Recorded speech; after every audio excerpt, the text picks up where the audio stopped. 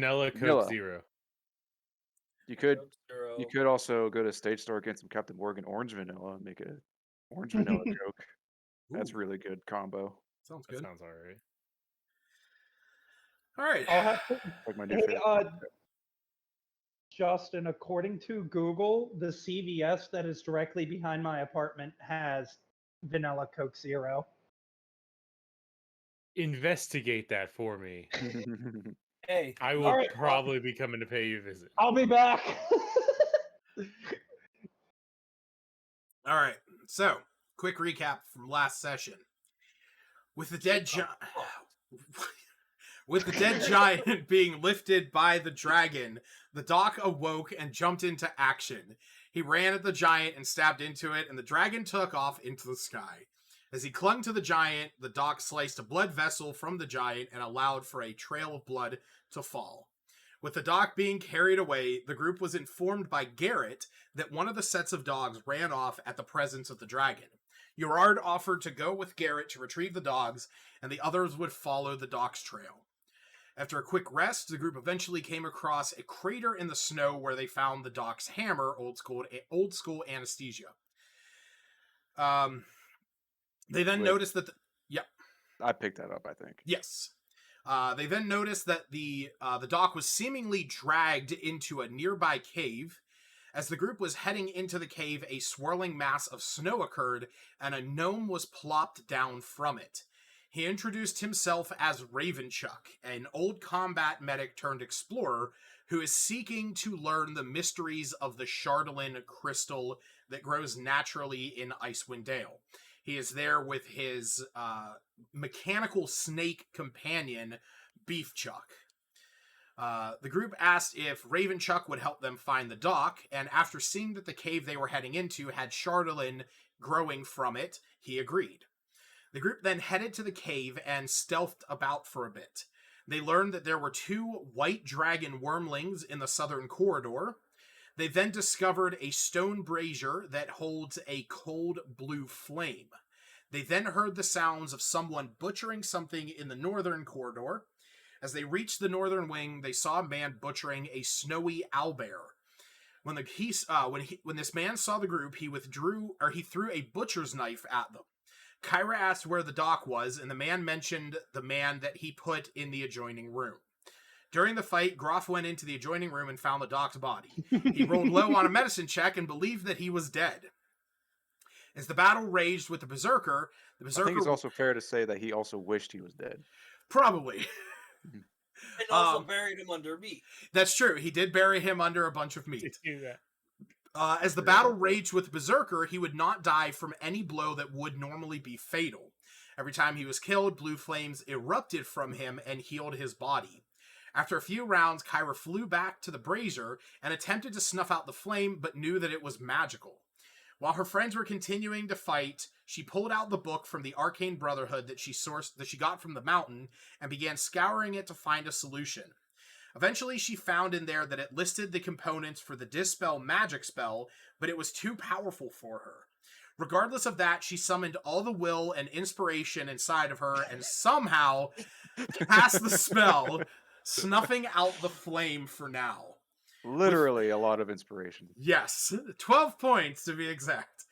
With the flames out, the Berserker finally died. Smith then went into the adjoining room and found the doc's body and realized he wasn't dead, but extremely injured. At this point, the group heard some people coming in from the southern passage as they looked down the hallway and saw 3 more of similar berserkers coming in, shouting at them. Also, during the interim, Ravenchuck did look over the doc's body. And also, I believe Wu and Ravenchuck were discussing who was going to get the Chardolin pieces of like equipment. Like there was some pieces of it there. So that is where we're picking up. Hey, Lucas. It's up, lads. We've got company. Hey, can you just quick tangent? Yes. Happy birthday, Jared. I'm sorry nobody else said it to you. Well, I was confused if it really was. Oh, happy birthday. Happy yes, birthday. yes. When Justin put in the chat, he actually meant it. It wasn't fake. Well, then you said something about like October. I was confused. Oh, Oh, that's that's his Father's Day card. That's something else that we don't Yeah. talk about on stream. But yeah. We remember the conversation we had while we were all on vacation. Well, my way of coping is joking. Justin's way of coping is joking. So he's buying me a Father's Day card for that anniversary. Yes. I was reinformed about that. yeah, you Yeah. were. And Brittany keeps yelling at him saying, "Don't do it." And every time I see Brittany, I tell her, "It's okay. I'm expecting it at this I'm point." gonna pick it up tomorrow when I go to work. All right, so I need everyone to roll initiative, and that means everyone. Heads up, lads. We got company. I forget her voice. Shit. It's rough. Lucas, didn't we discuss about me getting a surprise round by chance? Yes, I did. Yay! So I will give a little bit of insight while everyone We'll cross is that bridge when we All get right. yeah. We got some good initiatives so far. And then there's mine with 15. Yeah, I think Why it fits though. If I suspect what's going to happen soon. I Oh, got what a the f- 23. I guess it kind of works. I get 3 attacks. Hey, wait, somebody roll again. All right, Um, just roll. Just somebody roll just like a straight D20. Okay. Why is this? All right.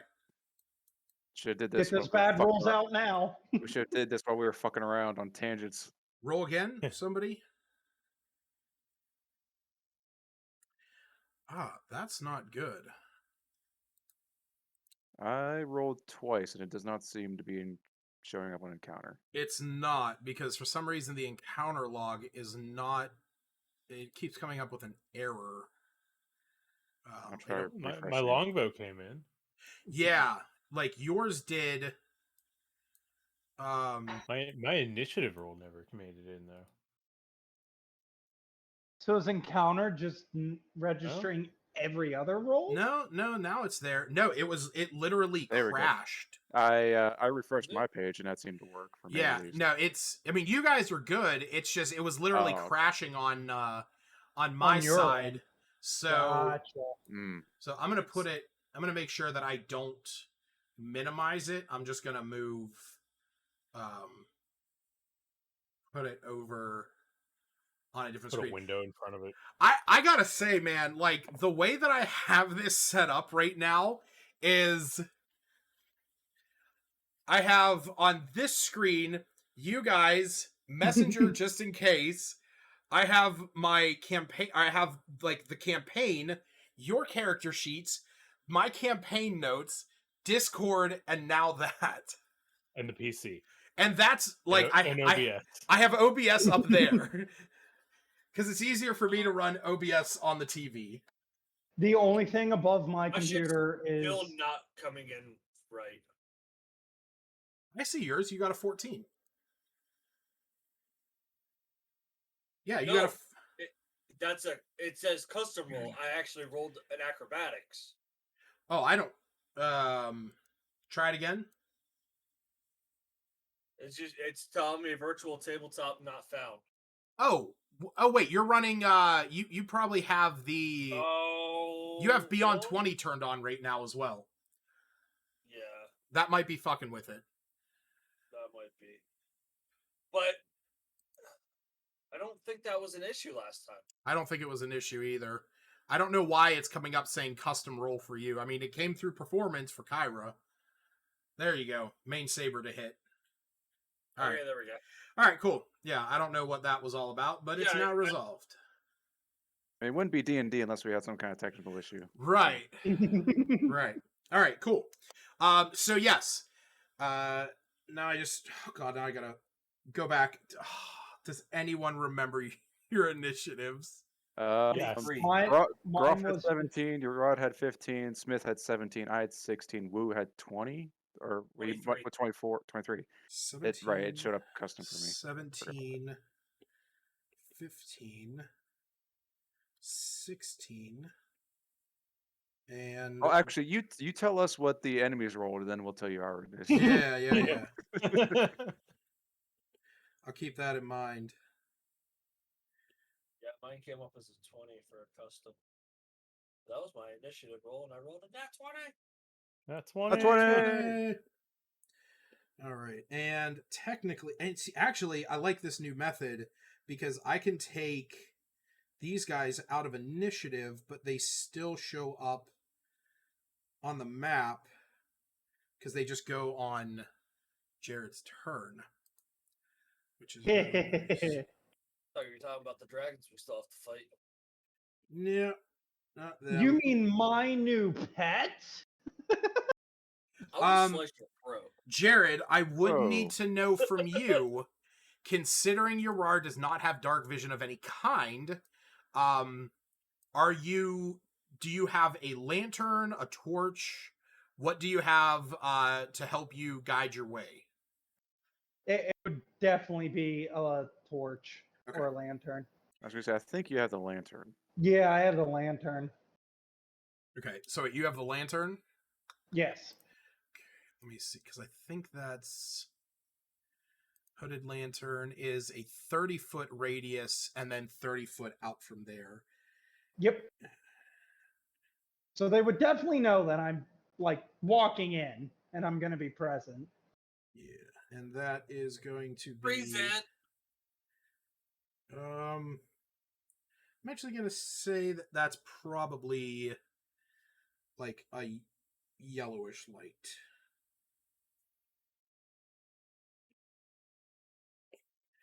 Crazy, but that's how it goes.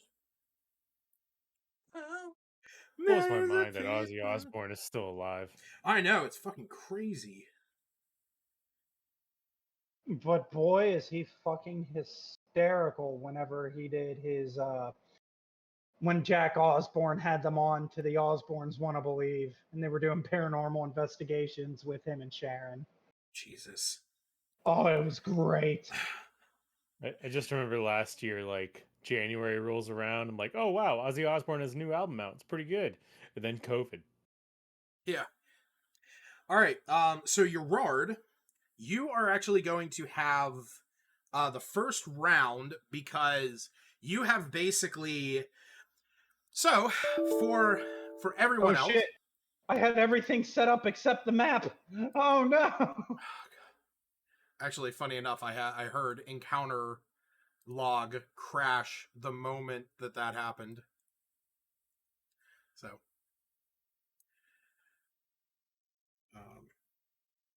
Okay, I now have the log open. I'm ready. Are we still fighting these three guys? Yeah. Oh, okay. Yeah, You haven't even started fighting them yet. Yeah, technically you haven't even started fighting them. They're different than the ones we fought last time. They're the same kind of enemy. It's just you killed the one. These are three new ones. So basically, Gerard, you had gone with Garrett, and it did not actually take you guys that long to find the dogs. They were actually, maybe about 15, 20 minutes away. Because they had, as the dogs had run off, the cart that they had with them, the sled, actually tipped over and was sort of jammed them in, and they were trying to bite at their reins to escape. When you got there, between you and Garrett, you were able to calm them down and able to get them to relax enough that you could actually handle them. At that point, Garrett and you headed back with the dogs to where you guys had fought the giant and the dragon had come down, and that's where Garrett looked at you, and the two of you were able to, with the dog's help, able to follow the blood trail. They were able to smell the blood in the snow, because you guys weren't really able to see it at that point because a little more than an hour had already passed. So between the two of you, you were able to head out that direction. And that is about the time that you got to where the others had supposedly come to, because you could see where their tracks were before the snow and wind had enough time to erase their tracks. But that's also where you saw 3 figures walking into this cave. It was very difficult to see them. It was actually only through glimpses of light as the moon shifted behind the clouds that you were even able to see them, and they were dragging some kind of large creature up into this cave that you could tell the rest of your comrades had gone up to. And so with that, Garrett told you that he would stay where he is with the dogs, and that you would head up into the cave to go and investigate and see what's going on. So you waited a little bit of time, and that's whenever you started heading up, and you basically threw on your you basically lit your torch right as you were getting up into here, and that's whenever you heard these figures over there shout at somebody, screaming, "Who the fuck are you?" And that's where we're gonna start. You can see that these guys up here in this cave, they seem to be, aggroed towards something further up in there. To what that is, you do not know at the moment.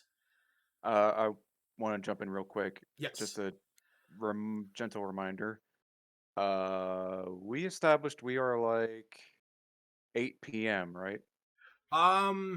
Because my notes say at 2:30 I had casted aid on Urod, Wu, and Smith, and we are now 8 o'clock, so they should still have an hour and a half of that left because it lasts 8 hours. Yeah, I have you guys at 8 o'clock as well. Okay. Yep. I just wanted to double check. So yeah, Urod, you should still have +5 max hit points. Okay. So if that's yeah, it still says their max HP modifier plus And 5. and that also goes for Wu and Smith Yeah, yay. yeah. for the next hour and a half. Yeah, I got Wu maxed out at 33. Well, he's at 21 hit points, but Smith's all the way up to 35. Yep, because right. I'm up to 26. So yeah, we'll say that you again, you don't know where your allies are, and what you see when you enter into this room where these guys are heading up is walking up to the main entrance. It's sort of built around the mouth of this cave. It's sort of a ramshackle wooden visage of a crudely shaped bear head with its mouth agape. It's made out of wood and metal, and the 2 fangs that stick up out of the ground are made out of a dark crystalline material that you have never seen before. At least not in this kind of concentration, but it seems to have been carved into by whoever is residing in this cave. There's a picture of it in the chat, right? Yeah. They're the picture in the Rime of the Frostmaiden, the most recent one, is what it looks like.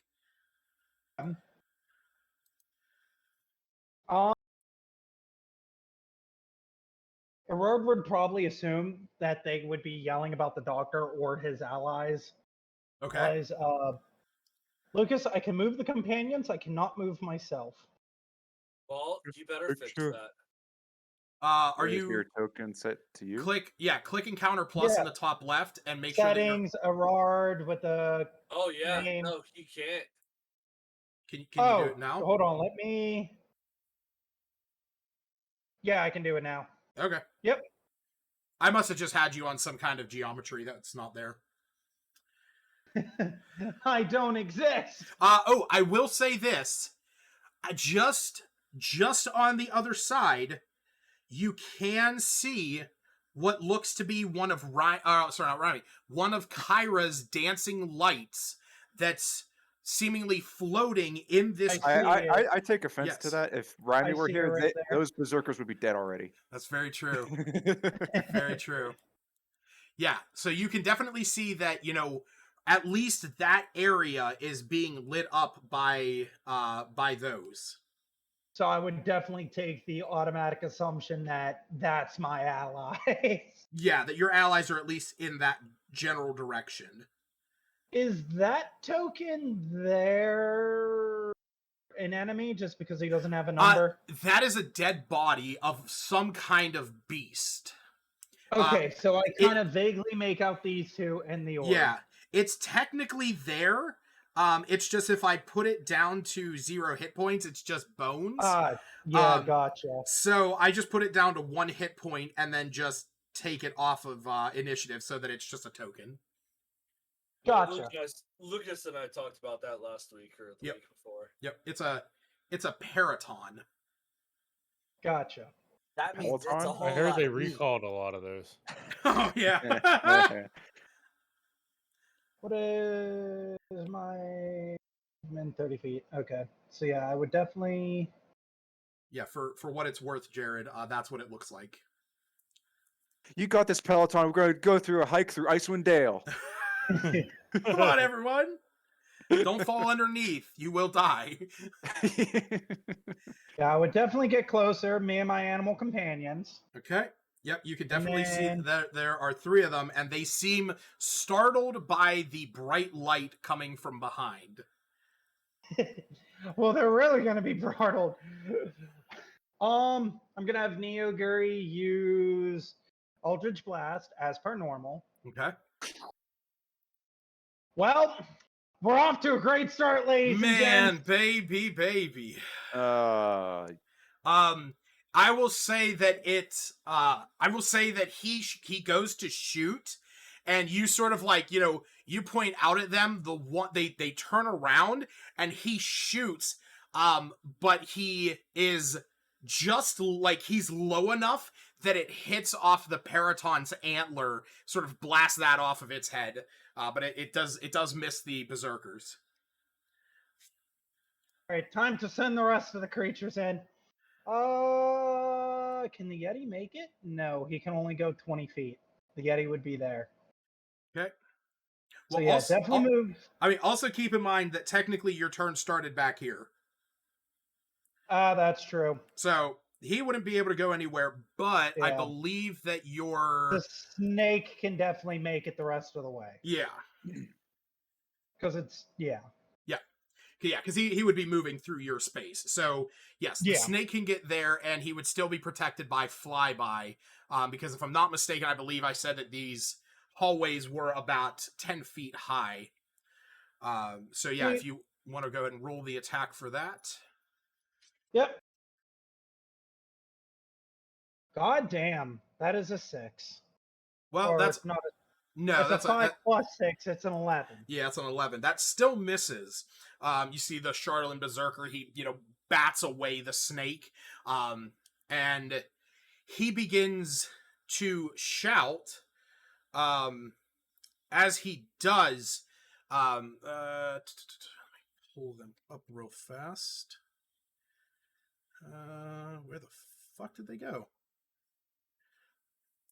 This is why you should... Yeah. Where did they go? I was looking. Oh, there we go. Yeah, that's what I thought. I was thinking it was just common, but yes, it is common. The one that's being assailed by your snake companion. He's like, Galim, Tazar, do your job. And so because you What had a did you surprise, say? I said, Galim, Tizar, do your job. And it is going to be Woo's turn, because now that the surprise round is over. Yay!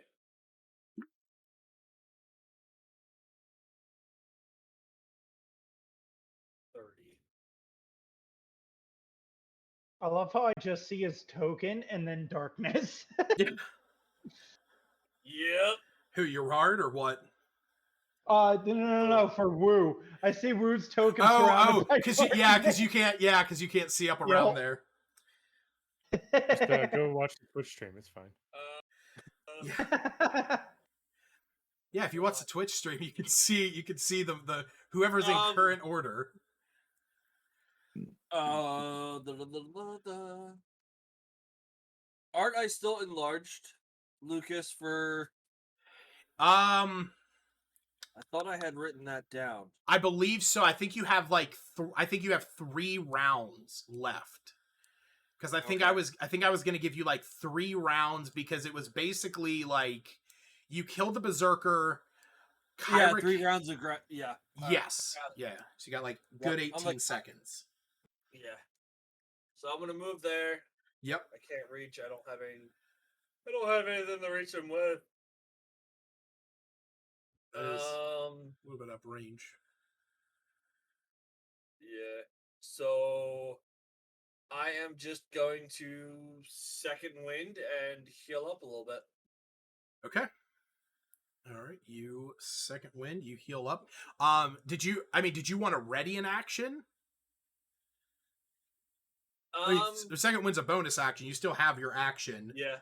So yeah, I guess I'll ready an action for one of the fuckhead guys. Yep. To when they come within striking distance to hit them. Okay. So All right. still gonna bonus action this. That is so freaking creepy. What's that? The blood dice. Oh, I know. Low 6-9. I love the blood dice. I love how they sound squishy. Oh, absolutely. And then just when you get I had gotten a critical, and I'm like, what the hell is that? And it was just like the heart beating, like The super heart, quick. yeah, super fast. I love it. Yeah, I'm like, okay. Give me one quick second before I move on. I want to send a message to the guy who made the encounter log. Yeah, what the fuck, Your bro? product is shit.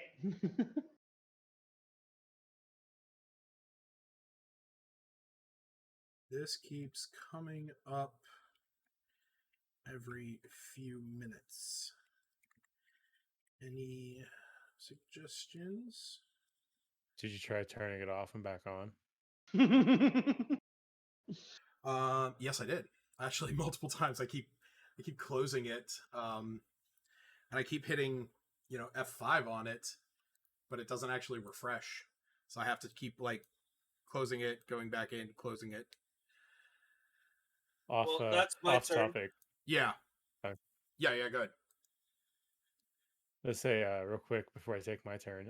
Off topic. Today I had one of those like IT moments where it's like, oh, this is so stupid simple. My brother's Switch has not been working for months. Like the left Joy-Con would not work, would not charge, nothing. So I looked at the slide where you put the Joy-Con in, just a little piece of plastic at the end of it, preventing it from making contact. Huh. It's like a little piece of tape or something. It's like, that's so stupid simple. Jeez. All right, so it's my turn, right? Yeah. I'll be right back. 30 feet. All right, so I'm going to move up 30 feet here. And are you ready for me, Lucas? Yes. Sorry. Let me. Oh, you're ahead. good, because like, if you need a second. No. Yeah. You're fine. Okay. The nice That's thing is that okay. they're all nice and illuminated. They are. Right? Thanks. A good battle buddy that does that. Thanks to Kira. Kyra. Kira eats potato chips. Kyra is light fairy, for lack of a better term. Yeah. Really, no better terms other than light fairy. That's it. That's the only one.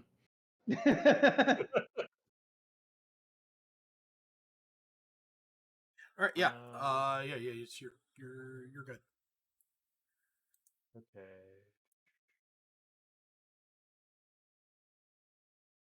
Okay. I'm just trying to remember how my Gloom Stalker stuff works. All right. So my first attack on Fuga 1. Fuga 1? Fig. Oh, sorry. PG1. I changed them to fuckhead guy 1, 2, and 3. I love that. That's good. All right. Number 1 over there. Yep. It's 12. That misses. We're off to a great start, ladies and gents. How about 12? That also misses. Oh, fuck this game. I'll be back. Justin, you want My- to play my- some Mario Kart? Yes, actually. My turn's over. Okay.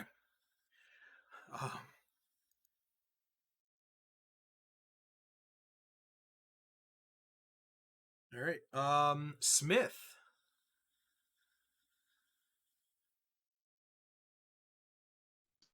How far away are they? From A you, distance. you would have to go, 30 feet. So we'll say it's 25, so that'd be 30. So if your maximum is 30, so you could get to there. And you can see them now, but that's about the limitation. Okay. Throw your axe at him. Maybe. Kill him until he's dead.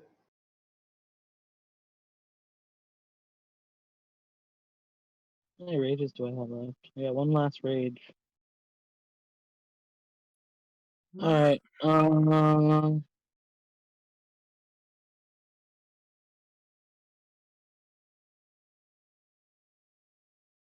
gonna rage and throw a hand axe.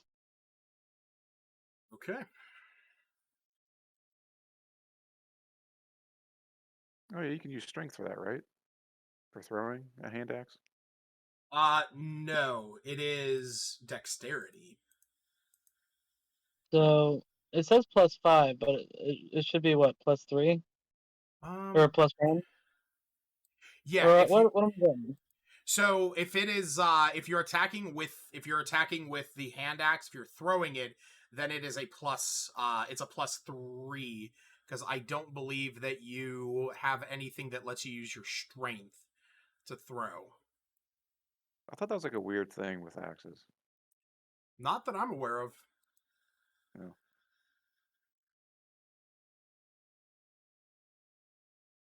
It'd be a So- 9. Oof. Yes, unfortunately, that does not hit.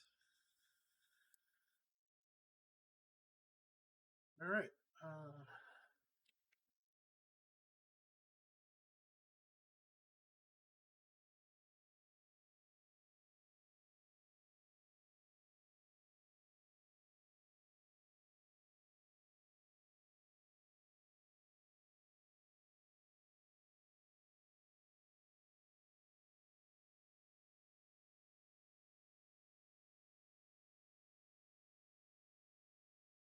Sorry, the guy who doesn't counterlog sent me the new setup. So he said that people apparently started running into an issue last week, and he sent out a patch. So the one that I have should be the updated version.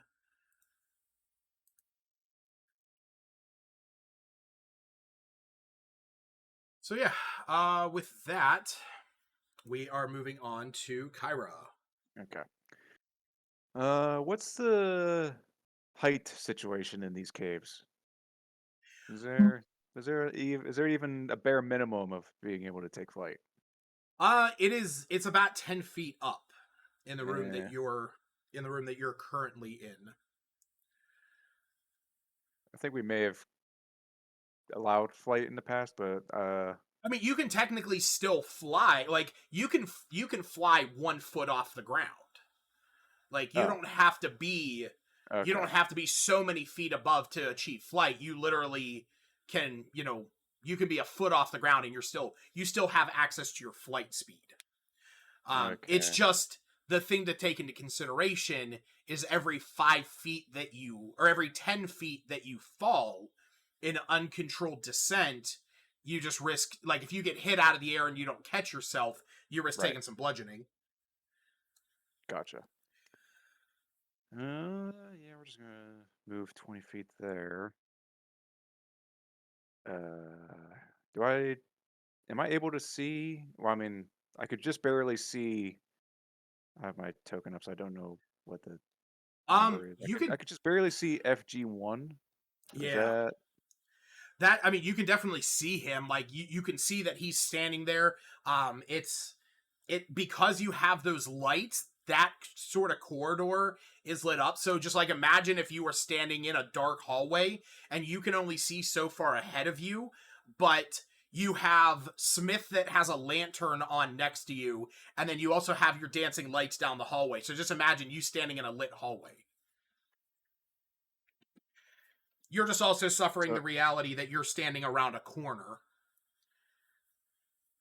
Oh, right. I guess from here, Yes. I will cast Vicious Mockery at FG1 Okay. and say, "We figured out the secret to your silly brazier. You better be prepared for reckoning." And they sort of... FG1 has to make a wisdom save. DC is 13. Oh, that's a 17. Oh. Dang. They, I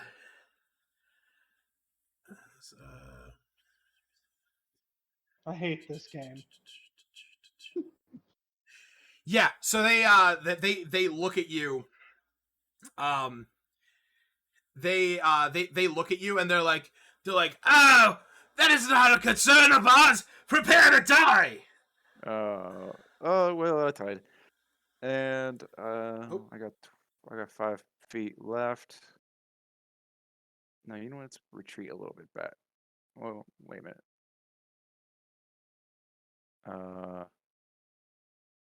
Yeah, we'll just do that. And my bonus action will be giving a die of bardic inspiration to Smith. Okay. So Smith,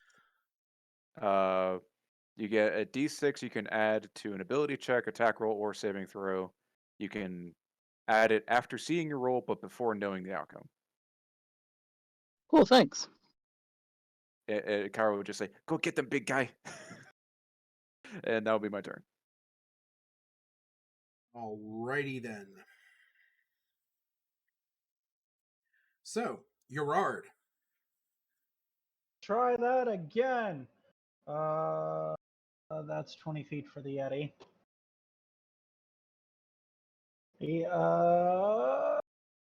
Okay, let's try this again, Neo Gary.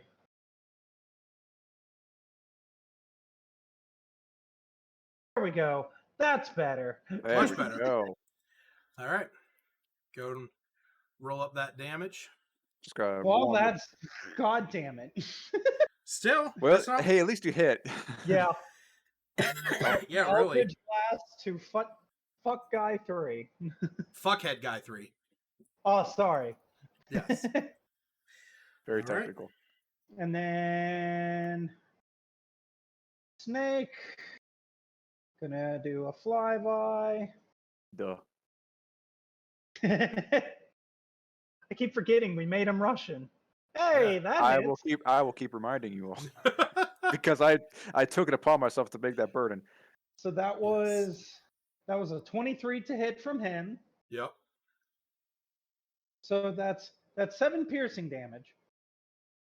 All right. Hold on, I gotta add 3 of these. Yeah, 3d4.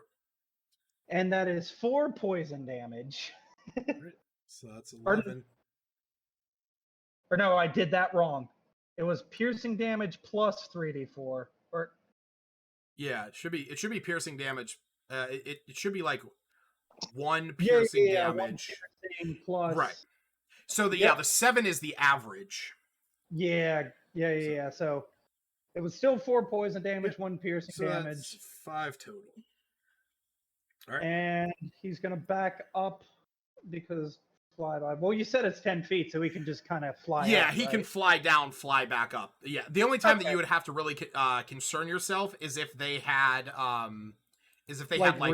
reach weapons. Yeah. Gotcha. And I believe that's all I can do because I don't think I have any. Yeah, nope. That's all I can do. All right. Yeah, it is.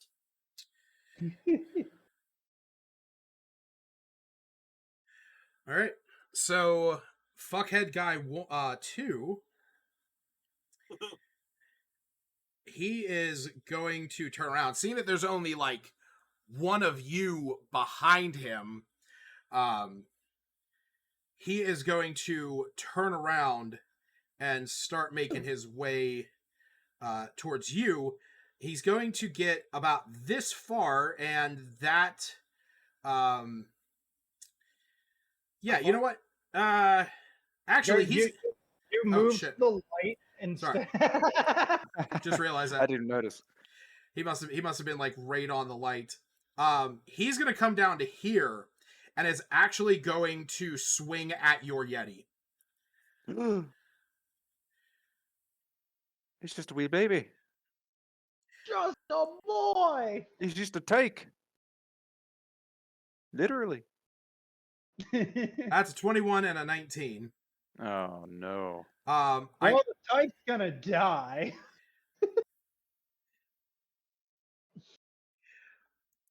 That tyke is super dead. Get your Pokeball ready. I will say that it is not to the degree that it is massacred, but I will say that it is going to, because he was from there, yeah, so that's 5, 10, 15. So he's basically running by and is going to just wallop the Yeti tyke. Oh god. God. And then is Look at the little bones. And is continuing to run towards you, and Excuse me? What? It's gonna come up on me and my magical raccoon? Yes. And he is going to swing at Niyagiri. Oh no! Which again, I'm basing off of your information, not his. So that means that Gerard, you are going to take. Yeah, that's. Oh wait, no, that was only a. That was only a 10. So that misses you. So there we go. Yeah, because Niyagiri can't technically die anymore. It's all damage that he would normally take is just going to be sent to you. Damn it! I was actually hoping he did hit only because I had Hellish Rebuke prepared. Oh, nice.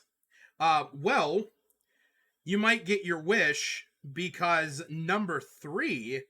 Fuck him too. The one fuckhead guy number 3. Oh no. Is going to run down and is just going to hit you up the side of the head with his flail. That's a 23. That's a nat 20 and a soft 20. Oh man. Holy shit. Gerard's dead. So, Gerard, you are going to take 8, 17. Immediately after that 8 damage is when Hellish Rebuke would occur, because it's as soon as I take damage. You're down because you took at least 26 points of damage, but you didn't take enough to go half. But he is going to have to roll. So what is I forget what Hellish Rebuke is again. He has to make a dex saving throw. Okay. And he either takes all of it or half of it. That's a 17. So he's going to take half of it. So go ahead and roll those 2d10. I just did. It's 17. Oh, 3d10. So half That's of it would be 9. All right, so he's going to take points. You see flame erupt from Gerard's body. Or, well, I guess no one sees that, actually. Flames erupt from Gerard's body as Niyagiri sort of freaking out that these things are now surrounding him. Fuckhead guy number 1 is going to run up to Woo, which is going to proc Woo's opportunity attack. Or, I mean, his readied action.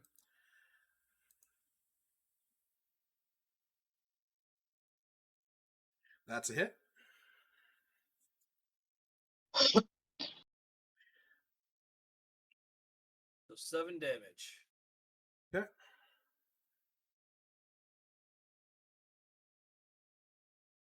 All right. And Then, is that everything that you... yeah, I guess, yeah, that's all you would have had readied. Okay. You're What is your... 15 15? currently. So that's going to be 2 hits. You're You're going to take 10 points of damage, and I need you to roll a con save. on save 14. All right, roll it again. Oh no. Lucas is bloodthirsty today. Yeah. Right. I'm sorry. Don't mind me, guys. I'm just creating my second character. I don't understand why he had to do it twice.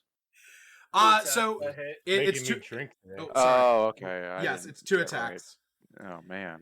Well, wouldn't Gerard have to do 3? Sure. Gerard is dead. He's already down, and Yeah. No. it's only granting a condition. It's so luckily you saved. All right. Woo, it is your turn. 15. Do I technically see him right here? The Paraton? No. Is that what that is? That's a Paraton. Okay. Like you definitely saw those 2 guys run down that direction with their flails like in the air. Yeah. Fuck. I can't do my shit. I mean, technically you can run. You just would proc an opportunity attack. Right, and also depending on how much health these guys have. If we can kill him, then yeah, let's do that. Alright, main hand. 19. Offhand. Fuck you.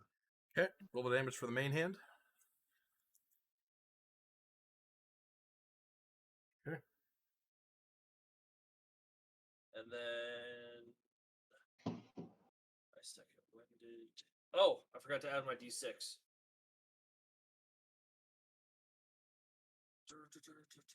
Oh yeah, for your Giant's Might. Yep. Oh yeah. Do you want me to roll that D6 for the last one that I Yeah. forgot to? Yeah, go ahead. That I just realized now. Yep. Okay.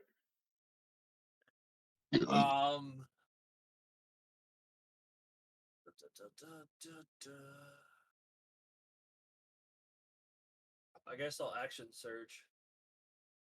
Okay. So I just get my main hand attack. So Yeah, that hits.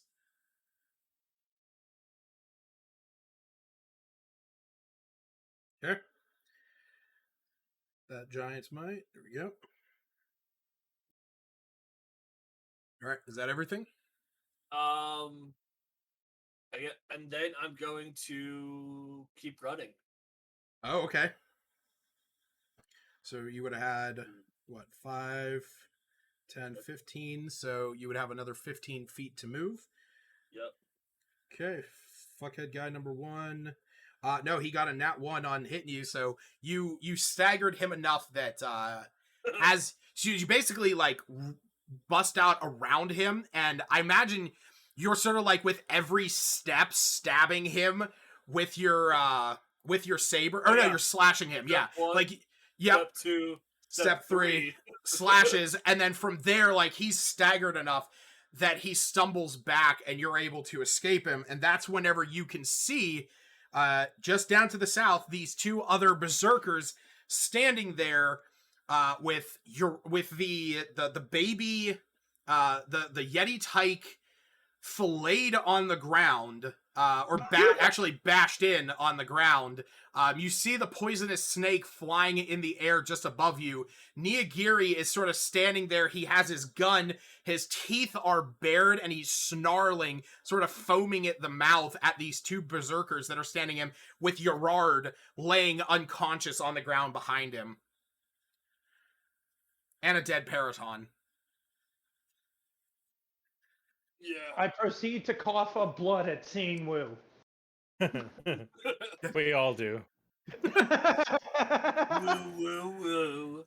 All right, Groff. Quick question. Quick answer. What is Beef? No, what's his name? Ravenchuck Oh, Ravenchuck. doing at this moment? At this moment, when this is all going on, Ravenchuck has actually pulled the dock back into here. Okay. Because sort of in those moments when he was looking him over, he realized that the doc's body is in very bad shape, and he needs some more time to look him over before he can really do anything. Gotcha.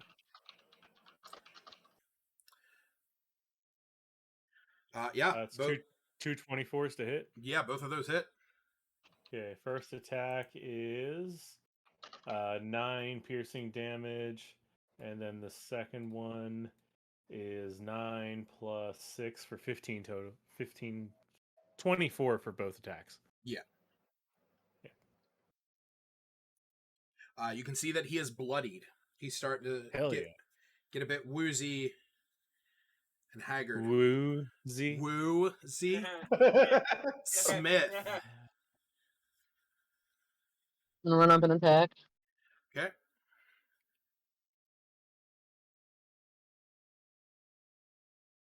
Oh, 1 second. Thank you. Mm-hmm. Let's see here. 1 second.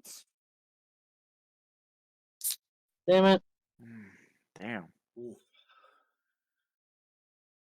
I'll be it. I don't know if you want to. Do you want to add any points of inspiration? Can also supplement that with Bardic Inspiration die.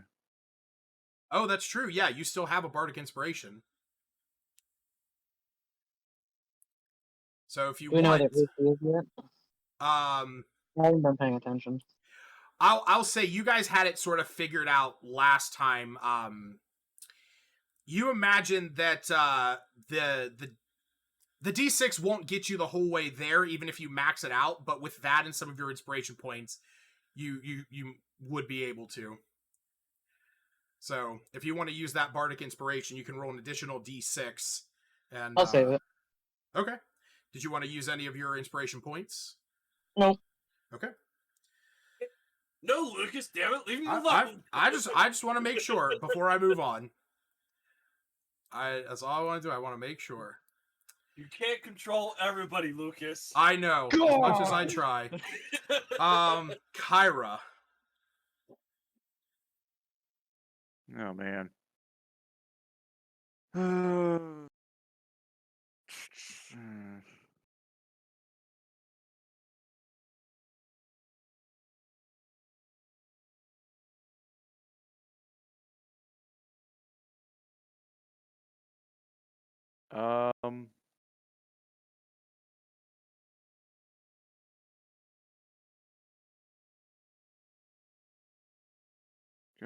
Gonna tiptoe up a little bit, trying to get a peek at Wu.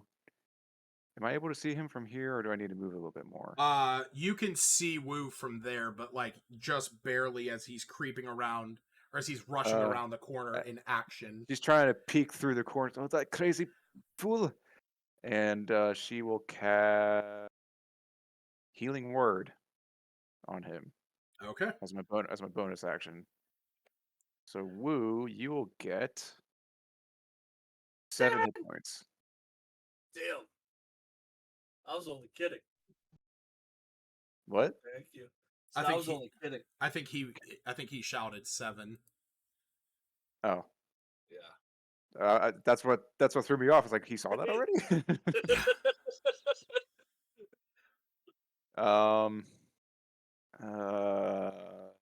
Got nothing else other than good old vicious mockery on FG1.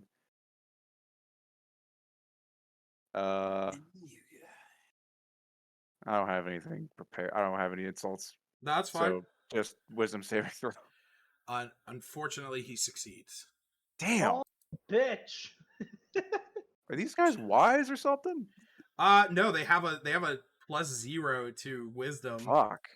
I mean, Damn. They're using bloody dice. they are They're kind of decent. Yeah, they are kind of based on like barbarians in a way. They have a good strength and con, but their intelligence, charisma, and wisdom aren't the best. Obviously, not the worst, but all right, Gerard. Is just trying to end his campaign at record speed. The only other thing I'm going to do is like kind of retreat back a little bit. Okay. If it meets it, it yeets it. And kind of shout back to Ravenchuck. But Ravenchuck, we might need your assistance more than the doc coming up. I'll be right there. That is my turn. Ravenchuck sounds like a 12-year-old girl, by the way. I cough up less blood at that point. So at on Gerard's turn, you actually see Niyagiri sort of poof out of existence. Goodbye. The snake that is up here that is flying about, I'm going to say that seeing you down as it was told to stay with you and it was given to you and it was given a directive, so it is going to fly down and attack the one that downed you. So Connections. Sure. So I'll roll for this. So it's a what is that? It's a D20 plus 6. It's a D20 plus 6. Yeah, that's a 19 to hit. So it's going and to then deal it's 1 piercing damage plus 3d4 poison. Plus 3d4. Yeah, so that's going to be 6 points of damage total. Do you feel the poison coursing through your veins, Batman? Well, yes, I do. Nah, bro, that's just the heroin. And at that point, this guy is going to run. Also, your snake is going to fly back down to you, basically trying to like smack you awake. And these two guys are going to go after Woo. Oh no. Oh no. Oh no. Whatever shall I do?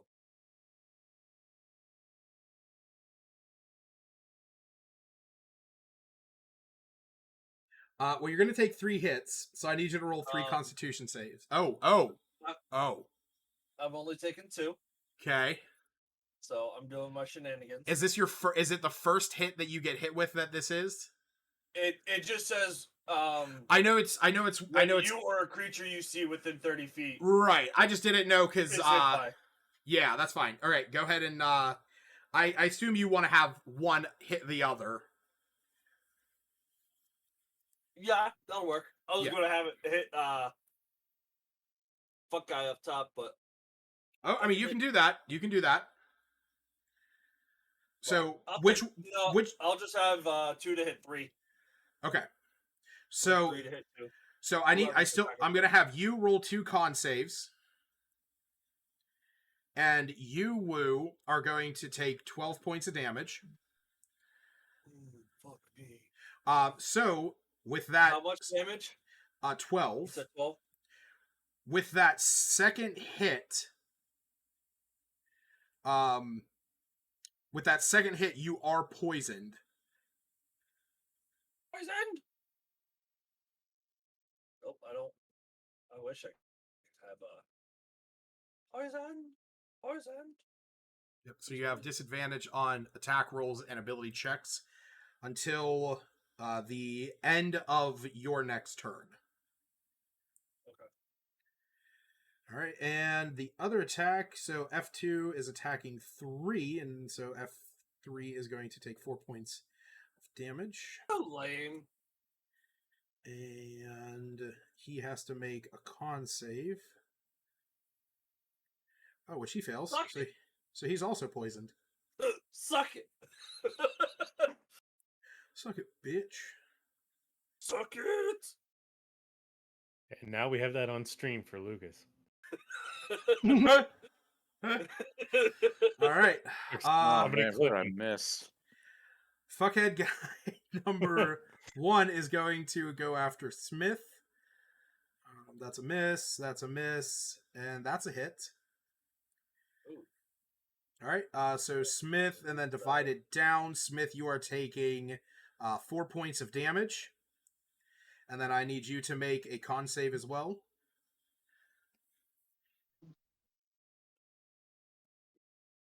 Oh god, that hurt. Oh, you gotta be kidding me. Smith, you are also feeling the effects of the poison Ah, from the Chardolin. poison? So Does he can I have any? inject does he- myself with that- so much Chardolin to poison myself I become immune? No, you die. Wait. Let him try. Let him try. You end up like they do.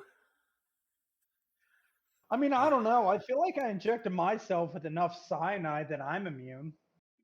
Right? Yeah, well, that was the Cold War. It was a different time. All right, Will. It's your turn. Oh shit. it is Thanks, my- Justin, for leaking my immortality to the world. Actually, you might be the only one here who wasn't alive during the Cold War. I tell was not. Who's more injured between 2 and 3? Neither one of them is bloodied, but 3 has taken 2 has not been touched whatsoever. I'll keep hitting 3 then. Okay.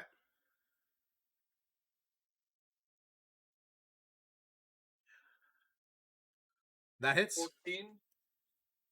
Yep. Alright. And then I'm gonna do offhand as well. Yep. Uh, That misses. I'm gonna how much inspiration do I have? Not enough. You have 9 points. I'm gonna use 2. Okay. That's enough to hit. So bam. Bam. Yeah. Oh. And then your giant as well. 2d6. Yeah. It's just 1d6, right? Oh, sorry, yeah, on each of your turns, 1 attack. Okay. Yeah. That's I was like, Yeah, as much as that would be nice. Oh, nice, 5. that would be nice. All right, that one is now bloodied. Yay! All right, So do I gotta kill all 3 of these fuckers now? and your poison effect is now gone. All right, and that was 1, 2. That was all 3 of my turns. So I no longer have giant smite. Right, yeah, because it would have worn off. Yeah, at this point. Yeah, Yep. Yep. Groff. All right, I'm gonna try and hit Woo. No, no. FG1 All still. right, make a wisdom saving throw, then asshole. I don't even think I could see you at this point. So. Not from where you're standing. Just go down here. Okay. All right. So anyway, I'm gonna Just shoot move FG1 10 feet again. to your left. I'll see you. Yeah. FG1. 10 misses, I assume, and 21 hits. 21 definitely hits. All right. 21. 21. I rolled For a a 25. total- That misses. A total of 14 piercing damage. You can see that he is on death's door, swaying. Smith, it is your turn. You can rock with it. Poison gives me disadvantage. It gives you disadvantage on attacks for this round. Okay, so let's do reckless. If I do reckless attacks, I'll get regular. Like, Yes, they'll cancel each other out. Okay. correct. Alright. Let us try attacking that guy one more time. Okay.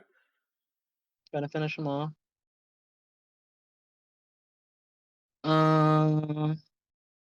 Let me use my Bardic Inspiration. Okay. There you go. 1. Do I know if a 14 hits? You do know that a 14 hits. Technically, if you were using your Bardic Inspiration, no matter what you rolled, you would have hit. Nice. Okay. I just imagine I imagine like Smith, like kind of frustrated that he missed those last two, and just Kyra in the back, like, you got this. Go ahead and roll. Go ahead and roll your damage. Damn. Oh, That's plus +2 from your rage and divine and then fury. Yeah. Didn't have to finish them off. Yes, it is. Yeah. oh man. With a burst of light. So when you cut into him, you see a smile on his face as it cuts through him, as you see blue flames slightly begin to emerge from the cut as he looks down and he gets this evil smile on his face, like he's gotten one over on you. But you imbue this divine energy into your axe, and from that, the blue flames are snuffed out by radiant energy bursting forth from him as you carry through and cut him in half, as he lays on the ground and goes, "You were immortal!" Nice. Hey, I told them we got their brazier. Alright, and how far can I make it down there? You could move to there. If you want to, or if you want to, you can move anywhere up to there. Let's move behind Wu for now. Okay. And I'm actually going to say that these two down here, they heard the sound of dismemberment, and they get this same wicked smile on their face, but they see, they hear somebody charging down towards them, and they figure that it's their ally, and when they see this giant mustachioed Goliath running by with a giant great axe that's glowing with divine energy, they get this look of horror in their face as the one looks around the corner and sees that their comrade has been cut in half. Kyra, it is your turn. Seeing Smith kill one of them, Kyra just goes, yes. Gonna move up a little bit. Oh man, that's 25 feet already. Okay.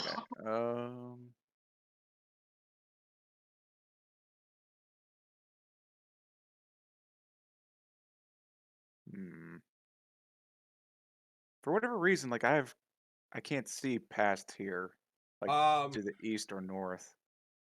It's like complete darkness for me, so it's hard to tell where I was already. Oh, you were right there. I mean, at the start of my turn. Oh, at the start of your turn? Yeah, that's where you were. Oh, okay. Yep. Because I don't think you moved back. I think you were standing right next to Groff. Okay.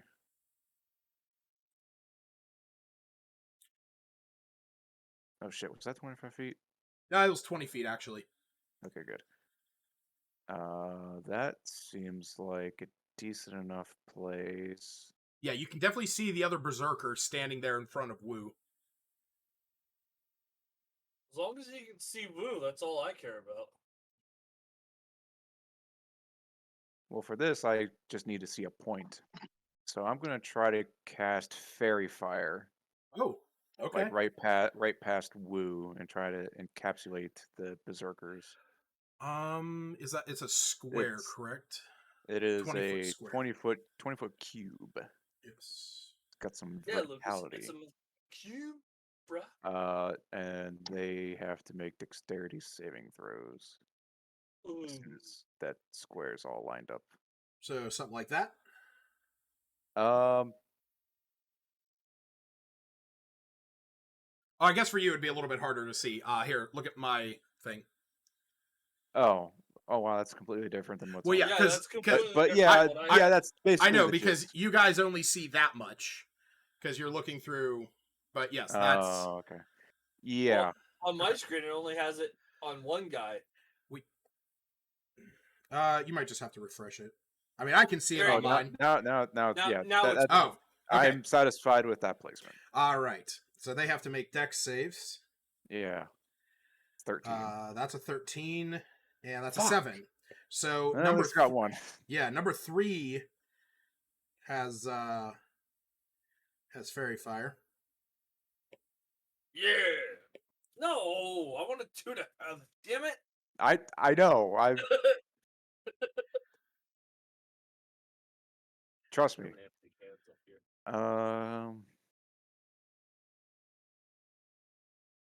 my goodness! I only have one bardic inspiration left.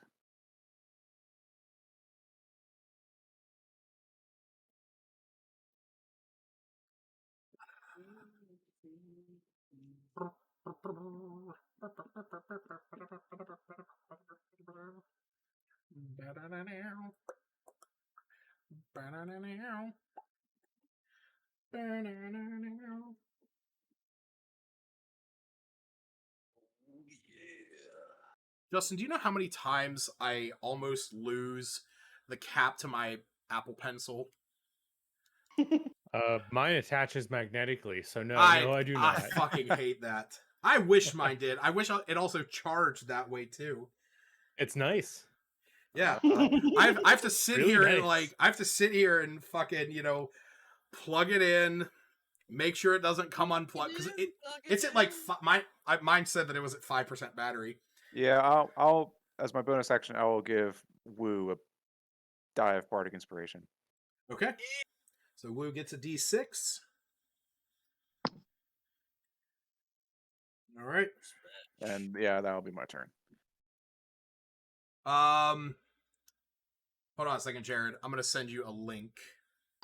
Well, remember, he can do it. He can roll his D20 and just send it to the DM. Yeah, but it still shows up on the game log. Yeah, see, that still shows up on the game log. Oh, you know what? Actually, here, no, because this will work. Let me see if I click that. Okay, now Jared, send. You weren't here whenever this happened. So Nope. when you go down to where it has the D20, Yep. right click it.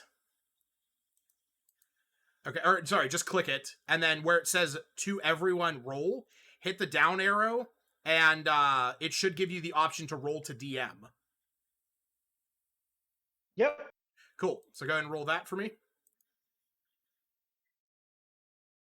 It'll work. Yes, it did. Did anyone else see Jared's roll? I did. Yeah, I You saw did? that 9. Wait. I'm just kidding. I didn't see anything. Oh, I didn't okay. see anything. No, I Oh, got okay, nothing. cool. Why was it 9? No. Maybe. Maybe. Did But you yes, see mine, so Lucas? I did see yours. So okay, so that'll work. So basically, all I have to do now that I actually have encounter log updated, basically all I have to do is just go into there and just back out of the campaign for a hot second, and then just go back in. Oh, actually, no, I could do it a faster way because I can literally turn each one of you off individually and have you not show up in the log. Oh, I'll do that in the future. Okay, there we go. Solutions are all around. I'm still coughing up blood. Yes, Oh, yes. So, that is actually something I want to say. Smith, as you ran around the corner and you saw these two berserkers, beyond them, you see a lantern. You see a light on the other side of them, where you can see Gerard is laying there on the ground, unconscious, like occasionally just blood splattering across the ice. You do not see Niyagiri anywhere. You do see the snake sort of floating and hovering around him, but you do not see the Yeti tyke anywhere. From where I'm standing, would I be You able to can see you can see it. You can see that its head has basically been crushed in. Woo is pissed. Yeah. I just want to say. That was mine! All right. Pretty much. It is You killed my baby. 2 and 3's turn. Listen, I had this grand plan. I was gonna get myself a dragon wormling, and I was gonna be like, "Here you go, Woo, just for you." As the tyke is rabbit infested and everything else, we're like, "Just for you." You know, it'd be really nice if Fairy Fire had an additional description of if a creature starts its turn in the area. It has to make Oh, a save. yeah, that would But be it's nice. only when the when it's So- cast.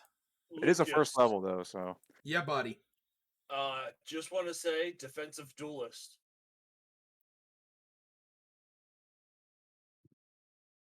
Okay. I had 2 to my AC. So yeah, then you will only be It's hit gonna do- by. You will only be hit by 2 of the attacks then. All right, so Justin and I are playing Yu-Gi-Oh. Defend against this, Aaron. right. You fool! There. Yeah, because they actually had a +1 because they are flanking you, or well, I mean they're. Well, Flanking. one of them's poisoned, so he's got. Oh, disadvantage. that's a good call. No, that's a good call. So- Okay, so it was F2 was first anyway. So F2, yeah, you use defensive duelist on him. You don't get hit by F2 at all. But F3, he rolled 2 19s in a row, so you're definitely getting hit by 1. Then he got that one, which that would miss regardless, and then that misses as well. So you actually only get hit by 1. So you're going to take 11 points of damage, and I need you to make that con save.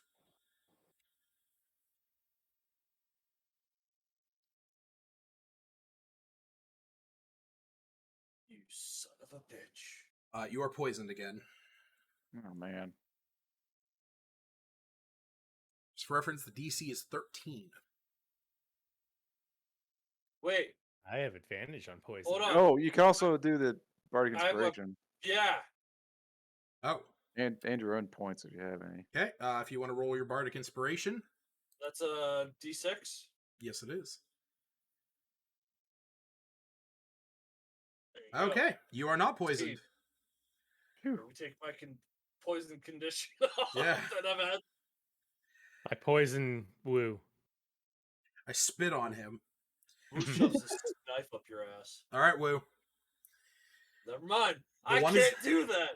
The one is bloody. The other one has yet to be touched. And the one that's bloodied has seen that the other one has fallen. So Boo's going to attack the bloodied one. You have advantage because of Fairy Fire. Right. But I'm not poisoned.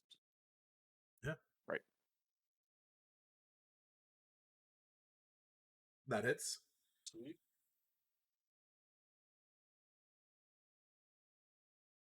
What was that for?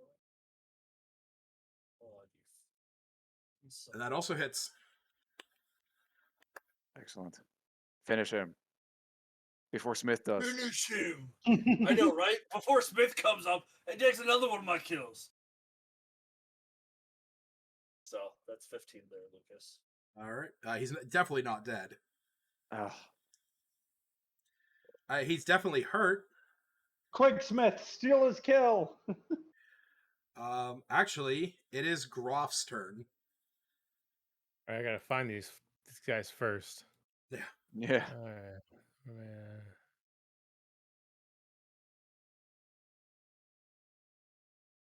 Okay. Think I Yeah. found one. All right. So Check your Theory Guy the Third. You have With 2 advantage. longbow shots. You have advantage on number 3, right? Yes. Yeah, Oh, I have number it. Thank goodness for that. Yeah, Fairy Fire. All right, so that's a 10 to hit instead of a 1. Well, that still misses. At least it's not a nat 1. That's true. I still have advantage. Yeah, Yes. you have advantage on any attacks against him. As long as he's in that square. Why don't you 13. That hits. Oh, it does. Sweet. Excellent. Yeah, why don't you use your inspiration points if you have any? I didn't want to. Hey, Lucas. Yo, buddy. 12 damage. Thanks. Quick Okay, question. my What's the D8 from? Oh, it's my That is from his Bullshit bonus. Dread Ambusher. Dread Okay. Ambusher. Yeah. Yes. At the start of each at the start of the first turn of each combat, his walking speed increases, and if he takes the attack action, he can make an additional melee or additional weapon attack that deals an additional 1d8. Cool. You want to kill these guys, Kevin? Don't tell them about I it. was just wondering where it came from because I didn't. I I don't have a lot of experience with I Rangers. personally, I love Me the Dread. neither. I love the Dread Ambusher Ranger subclass, like the Gloomstalker one, just because it's like it has a lot of really nice features when it comes to like just getting extra attacks and more damage. All right, Smith, the mustachioed mayhem. I'm no longer poisoned, right? No. All right, Yes. reckless attack. Oh no, Okay. I don't need to do that. Yeah, I you already don't have need. it done. Yeah, I imagine you're coming over here. Yeah. The steel killing. The kill steel. They also get a flanking bonus, right? Yes. Yeah, you get the flanking bonus whether you're in the square or not, but you're not going to get any penalty from being in the square.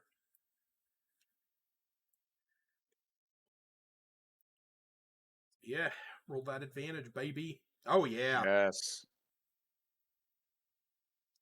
Yeah, but not another one.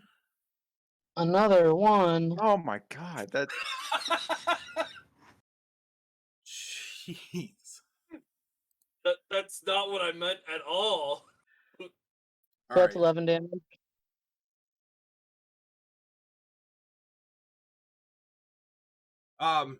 Second verse, same as the first. at least you killed him. Yeah, you basically see the same thing. You cut into him, this one across his chest, as you see the blue flames try to trickle out, but they're replaced by radiant bursts that cut him in half. And you see the one that has yet to take any damage looks at this in horror and then appears to, like, you see just like dread in his eyes. If that is your turn, it is Kyra. Oh, can I maybe move up to the other one? No. Sure. You'll still be able to attack him, Woo. I know. Oh, Yeah. okay. Dead bodies only But count if as if he runs away, I can do an So opportunity attack. do you want to move here in front of Woo, or do you want to move down here? I'll go with down there, I guess. Okay. All right, Kyra. You just saw Smith cut a man in half again. Taking my kills again. And as you head down there, Kyra and Groff, you can also see this once that body has fallen. You two both see the downed body of Gerard being protected by the poisonous snake, the flames from his lantern still burning, revealing the horrific scene of him, as well as of the Smith. You now see the you see now like the crushed skull of the Yeti tyke. So Kyra's going to run down here. She's going to see one last berserker. She's going to cast Vicious Mockery and say, "See, I told you we got rid of your fancy cheat death card. You better just give up." Wisdom saving throw, please. It fails. Yay! Finally, third time's the charm.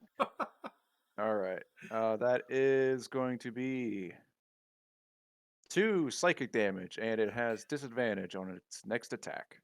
Okay. And only its next attack. Yep. Before the end of its next turn.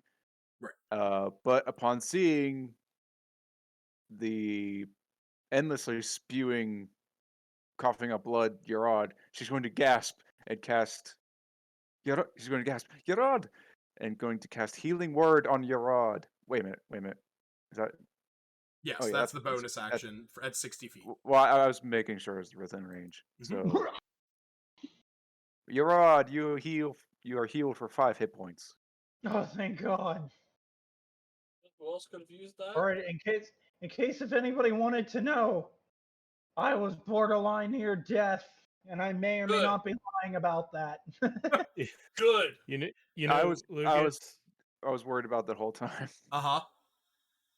I remember us talking about why you do the death saves, like, under the table, so to speak. Yeah. I forgot Jared was down that whole time. It was in the back of my mind every time it was Yarod's turn. I was Yep. like, oh god, how close is it? How close Yeah, is it? because I forgot completely. Yeah, I mean, you guys rolled the, or he rolled the one in front of you, which was a 10, and then his next one was a 12. So he did have 2 successes. But he is now back up. But at least he's up now and having yeah. action. And I all I did was move an additional 5 feet to hopefully Okay. get out of the way, and that's my turn. all right, Gerard, yeah, you're back up. You see this, as you're brought up, it's you hear Kyra's voice, through the haze of everything, and it's at that time that the rest of you can see. You want to be the very best. And you see Niyagiri, he reappears, and he has a bucket of water that he's like pouring on Gerard's head, which is just like instantly freezing when it touches the ice. But Gerard, you are shocked awake at the sound of Kyra singing to you, and you are also brought back by the sheer shock of ice cold water being splashed on you, which does immediately evaporate because I'm not giving you a penalty for flavor. Which like 1 degree Celsius water. Yeah. You little fucker! That's cold! And he looks up at you and is just like, yeah. And he turns around, he aims his gun at the other one. And he does like that action movie pump shotgun. Yep. With one arm. Well, let's see if his pump shotgun works. That's 19 to hit. That there definitely we does. go. Go ahead and roll the damage. Definitely go. does. That's 12 damage. I feel like this fight was more touch and go than the fight with the frost giant. I know, right? It's action economy, man. That's the whole thing. Yeah. But it also doesn't help that these guys have fucking 3 attacks or whatever. And That's I'm true. Gonna Yeah. look back at my flying snake, who is now going to fly up and do a flyby. Okay. Duh.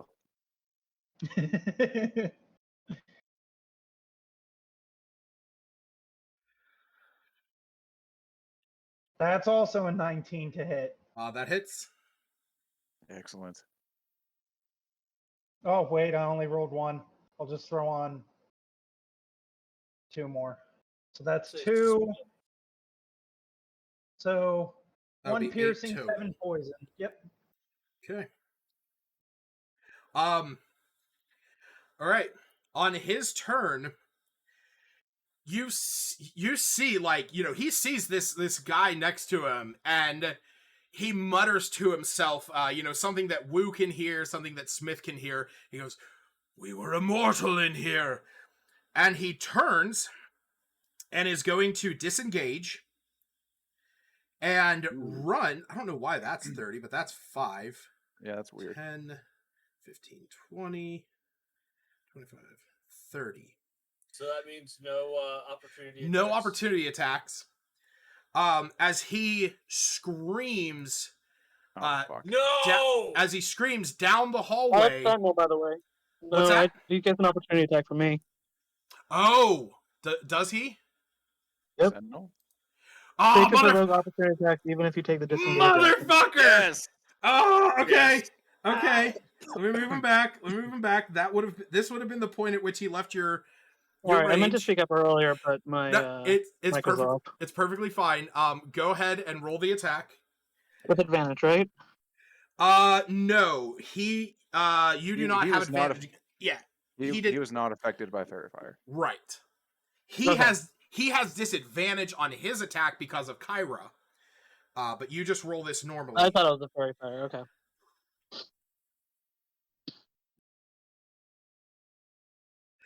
Oh my god, that just hits him! Oh my god. roll your damage. Smith has like the most dramatic rolls, I know. So that's a 9. and your D12 is just screwing you over. I don't Yeah, think it he rolled is. higher than 4 at all today. But as Sentinel So do I have to get says, divine save? No, I don't. Okay. yeah, I think divine. Well, I think I already used it this turn. yeah, it's on the turn. But as Sentinel says, when you hit a creature with an opportunity attack, their speed becomes 0. So, yeah. so basically, That is great. what this looks like, this guy, he sees this. He has these two, beefy ass motherfuckers in front of him that are murdering him and his comrades. Sees this guy, he goes to run. As his foot's coming up, Smith just shing right across the ankle. He crumbles to the ground right there next to the little, kind of mutilated Yeti tyke. And as he's laying there, he goes, "Galeem, What did he say? He Sorry, screams Galeem and Tazar. And almost sounds like Protoss speak. Those are his comrades, right? Those are no, the 2 wyverns. that Not wyverns, is but when you guys Wormlings. see from down to the southern hall, 2 white dragon wormlings coming out. Oh no. And one is going to go there. This one is going to fly up and over there. And go.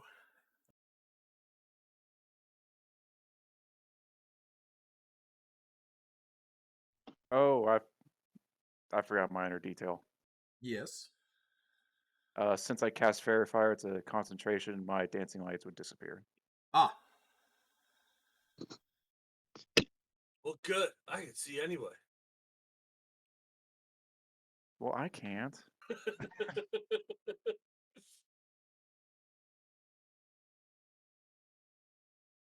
I will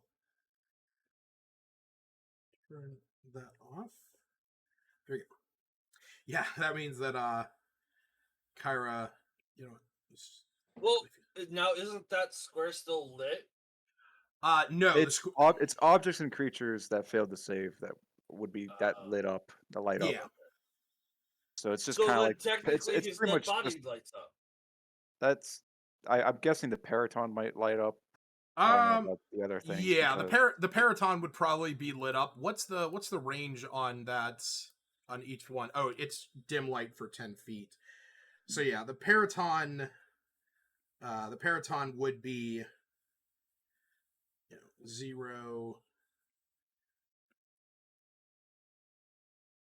10 feet of dim light. That is pink. Yeti tyke. Yeah, I'm just gonna do it on. I mean, you guys have plenty of light there. So, but the white dragon wormling that is coming out, Punch in the face. it is going to, yeah, there. You know what? Yeah, so this first one, he is going to come out. Man, walking all this far wasn't their turn. No, they actually have 60 feet of flying speed. Oh fuck. Oh, just like the snake. Yeah. Just like me. Wait. And oh god. Gerard, you're down again.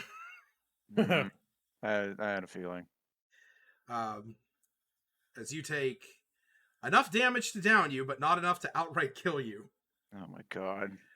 And this one up here, it can't really do any more than what it is because, yeah, there's no one in range. So this one is going to ready an action. Woo!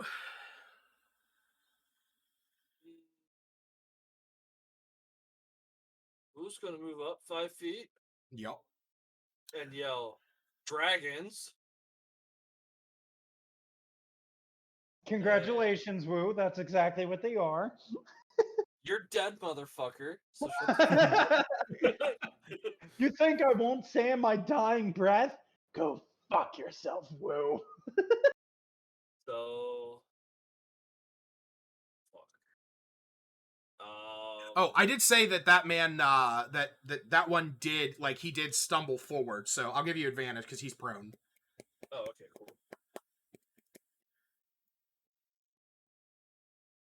Yeah. Huh. Doesn't really help, but No.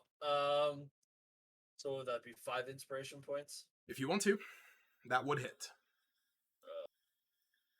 I just do need to make enjoy sure I playing have this some. game of seeing if I live or die. So, I'm just gonna say I'm running out of spell slots, guys. I got 2 left. quit Yeah. dying!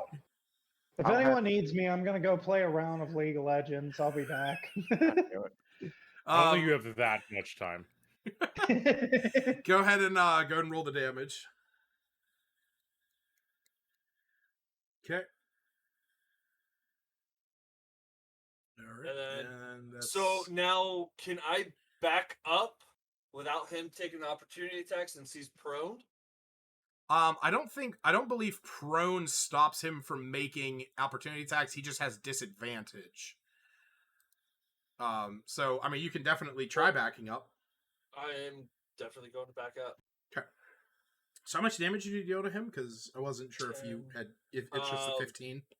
Yeah, just the 15. Okay, you definitely bloodied him with that. Yeah, no, he misses. Okay, cool. So I'm gonna go right there. Groff. You know what's Alright. weird I don't. is You drive on a parkway and park in a driveway? Yeah. Is Gerard bloodied? He's Yes. down. No, Aurora's dying. Well, you realize Boo should be bloodied too, right? Oh yeah, because I haven't updated your hit points on there. Okay, that's why I'm like, It's honestly a little bit easier for me to just, trust that you guys will manage your own HP. Because on my side, it's more like I can do that, but like with yours, it's a lot harder to see that you're bloodied because it's a custom icon. no, that's for me. It's pretty easy because I have a white background. Oh, true. Like Gerard's is hard. Yeah. Yeah. All right. Anyway, Anyway. It's not even hard. so I'm going to well, I already rolled everything, but I rolled 21 to hit FG2. Okay. That did 5 damage, Okay. and then I rolled a 12 to hit him again. I'm going to use an inspiration point to make it 13. Does that Yeah. hit? Yes, it does. All right, so then that's another 11 piercing damage. Okay, so that's going to be 16 points of damage. Oh, wait, you were attacking FG1. FG2? 2. Yes. Keep in mind, ranged attacks against prone creatures have disadvantage. Disadvantage? Yes. Oh, because they're harder to hit. Right. Okay, let me go when ahead you're... and roll those attacks again. Okay. So the first attack was 21 or 9. 9. So I will use 4 more points of inspiration. Okay, so to go keep ahead and... my damage. Yep, so go ahead and roll your second one.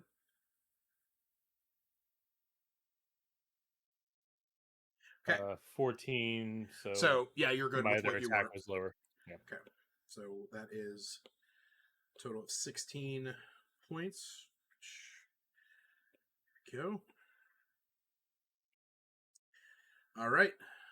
Unless Groff has anything else. Cool. Smith. Finish him. I'll move up and attack. Okay. Advantage, right? He's still Yes. prone? Yes, he is. I'm not going to have you crushing the body of the Yeti Tyke. Wait, does melee have disadvantage on prone? No, melee has advantage on prone. Yeah, because it's the creature has disadvantage on their attacks, but an attack roll against the creature within 5 feet has advantage. Otherwise, the attack roll has disadvantage. Got it. 20 damage. Is that enough to kill him? That for once, that is not enough damage to outright kill him. Oh man. But Oh my god. he is right on death's door. That's not like Smith. Not killing them? Seriously. Um, Can he use his inspiration points to add damage? Is that how that works? Seriously. no, Something. no. Only it explicitly says D20 rolls. Yeah, it's D20 rolls. So unless you're rolling D20 worth of damage, I don't think there's a Can I do spell. that? We can change my damage to a D20. No, we can't. Kyra. A D20 minus 5? I'd be okay with that. No. House rules. You roll a 1 on your D20 for damage and instead heals him. Yeah. Oh man. I'm almost positive that there was something in an old edition whenever I was looking up Sun Gokura. I think a monk back in the day could have, at level 20 or something, or whenever they got to heroic levels, could roll D20s for their unarmed strikes. Jesus Christ. Yeah, that's monks for you. Looks like my next character is going to be a monk.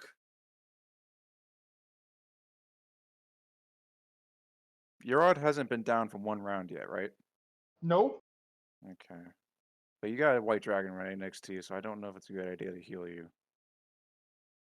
I wake up and just start speaking Draconic. You son of a bitch. Actually, no, that's what got us into this mess, was me speaking Yeah. Draconic. And it also Was it Kevin though? not showing up and you not showing up. That's why we're in this mess. Yep. Oh That god. So it's happens, Kevin's right? fault. Yeah, it's all Kavarda's fault, honestly. Way to go, He's Kevin. been in this campaign less than I have. Kevin, if you're watching, get in here. And Kevin, No, if you're not watching, get in here. The doc He's fucking he's listening to it as he's falling asleep in his recliner. the doc starts pulling himself out of the room, trying to combat crawl with his jello legs. Don't worry, guys, I got this. I'm coming, guys. Oh, narcolepsy. Yeah. All right. What's your action? I'm still kind of deliberating. There's once again I have a lot of different plans. Well, you definitely saw, bathed in the light of Urard's lantern, you saw 2 white dragon wormlings come out of that southern corridor, and the one go up.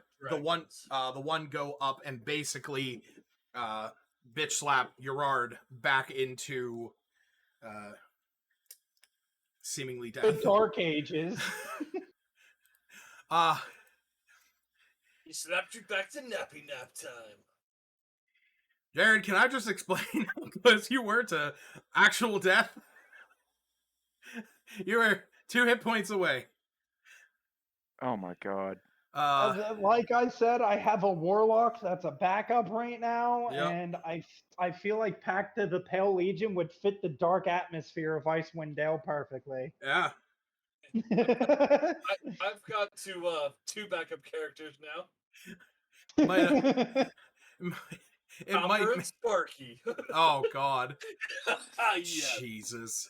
It might I imagine that would probably play off Kyra really poorly, where she's all of a sudden her one friend that has come on this journey with her just dies, and it's just oh.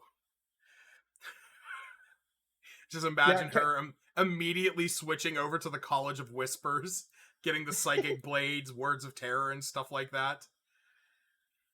And then there's a man that just walks up and goes, "Yeah, I can talk to ghosts," and he's dead. He's burning in hell right now.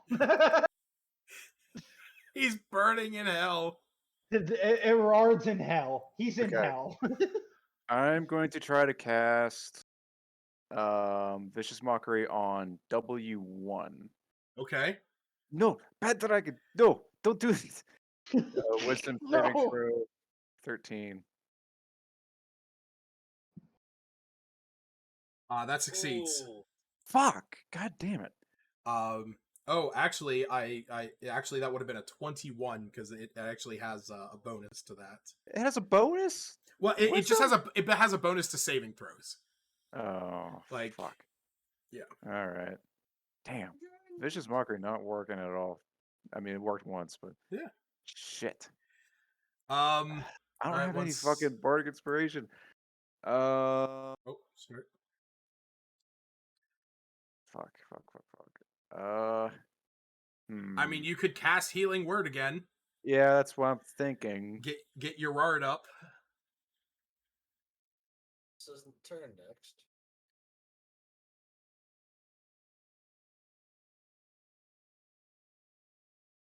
Fuck.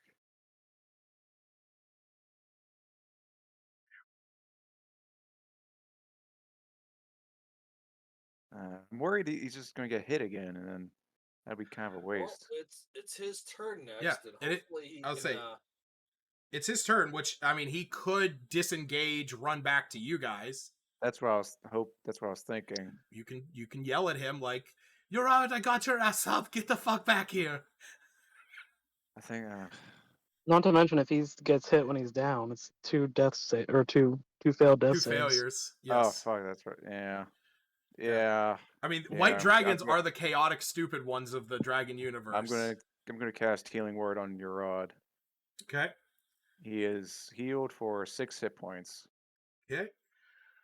Urod, get up and get back over here. Get over here. Is it my turn? It is. Unless Unless Altman has anything other. I wish, but just gonna retreat a little bit back. Okay. That's it. All right, Gerard. God damn it. I grab a told hold of me. Neoguri, Uh-huh. and I'm going to use my bullshit Fey-touched powers of Misty Stepping directly over to them. I Nice. forgot you had that. So did Yes. I. Good call. Good call. All I'm right. just going to appear. I don't want to be in the guts of FG3. Yeah. So I'll just pop up right there so I can still see them. All right. Neoguri's also coming I over. kind of want to imagine because it is a location that you can see. So I imagine you like see Smith standing there, and so you like go to Misty Step next to him, and you just I end up see the bloody corpse. I'm like, ew. and you like shift over in front of Groff. All right, so that's your bonus action. Can he still move after that? Yes, he has his Excellent. full movement. I'm just staying back here for now so I can still see him. Have the wormlings said anything or not really at all? No. They have not. Now, granted, you also have not cast Speak with Animals. Doesn't no time matter. for I that. speak Draconic flat out anyway. Oh, no, that's very true. Oh. Okay, I'm Because of sorry. the mark of the handling human. I will say that you heard them as they were coming out, and you were right before you got, bitch slapped up the back of the head. You heard them say, "They need our help." And that's whenever you like sort of turned around. It's just like, pap. If I understand each turn of combat is only like a split second, would I be able to just say in Draconic, then use a spell real fast of something along Yeah, those I mean, you lines, have, and then you can say something and cast a All right, spell. You got 6 seconds. In Draconic, I'm just gonna yell back, like, "What are they offering you? Food? Because we have plenty as well." And then I'll just have Eldritch Blast on the one that hit me, just because it hit me. Fuck it. Okay. That's a 23 to hit. Yeah, that hits. Oh, I have it switched to only you because I was dying. Oh yeah, that's fine. Yeah, it's still the Eldritch Blast. yeah, it shows up because I turned I turned your stuff going to the log. Well, that's 5 damage to the one that bitch slapped me. Mm-hmm. And then I'm gonna have the snake bite at FG2. Okay. That's going to be dealt with advantage. All right, He- I'll it- roll 2 of them. It is his turn next. I screwed that up. I didn't do that properly. So 9 plus 6, that's 13 to hit. Or, Yep. sorry, 15 to hit. That Ignore hits. me. Woohoo! 1, 2, 3. So 1 piercing damage and 8 poison damage. Wouldn't you know? It just bites him directly in the neck, and I just imagine he starts to foam from the poison. Yeah, like you see that his whole body is just writhing and shaking on the ground before, death consumes him. All right, let me just quickly add to my language is Russian so I can tell my comrade good job and he gets extra rest. It's an offset of Sylvan. Or no, it's oh no, God, I can't even think of it anymore. There was a really weird language and I can't think of it. English. Yes. That's I it. have Celestial, Common, Draconic, and Sylvan. No, you know what it is? You know what it is? It's a dialect of deep speech. There we go. The fucking Russians are deep speech, spoken by aboleths and mind flayers. And just like that, we are now banned in all of Russia while streaming. All right. The wormlings look at each other. Do you want to move at all? Oh, sorry. Good call. Gerard, do you want to move? Oh, Technically, you still have all your movement. You still have your 30 feet. And you still have more health than I I'm just do. going to take another step back behind Groff and Woo. Okay. Why are you hiding? I'm hiding behind both of you. I've died twice. No. Yeah. Well, if you want to hide behind Woo and Groff, then that would be back there, or back here with Kyra. Yeah, I'll go back there with Kyra. Okay. I'll stand behind the giant Goliath with a massive fuck off axe. So you see these two, they're standing there and they look at all of you that are, down this hallway, the light sort of beaming up from Gerard's lantern.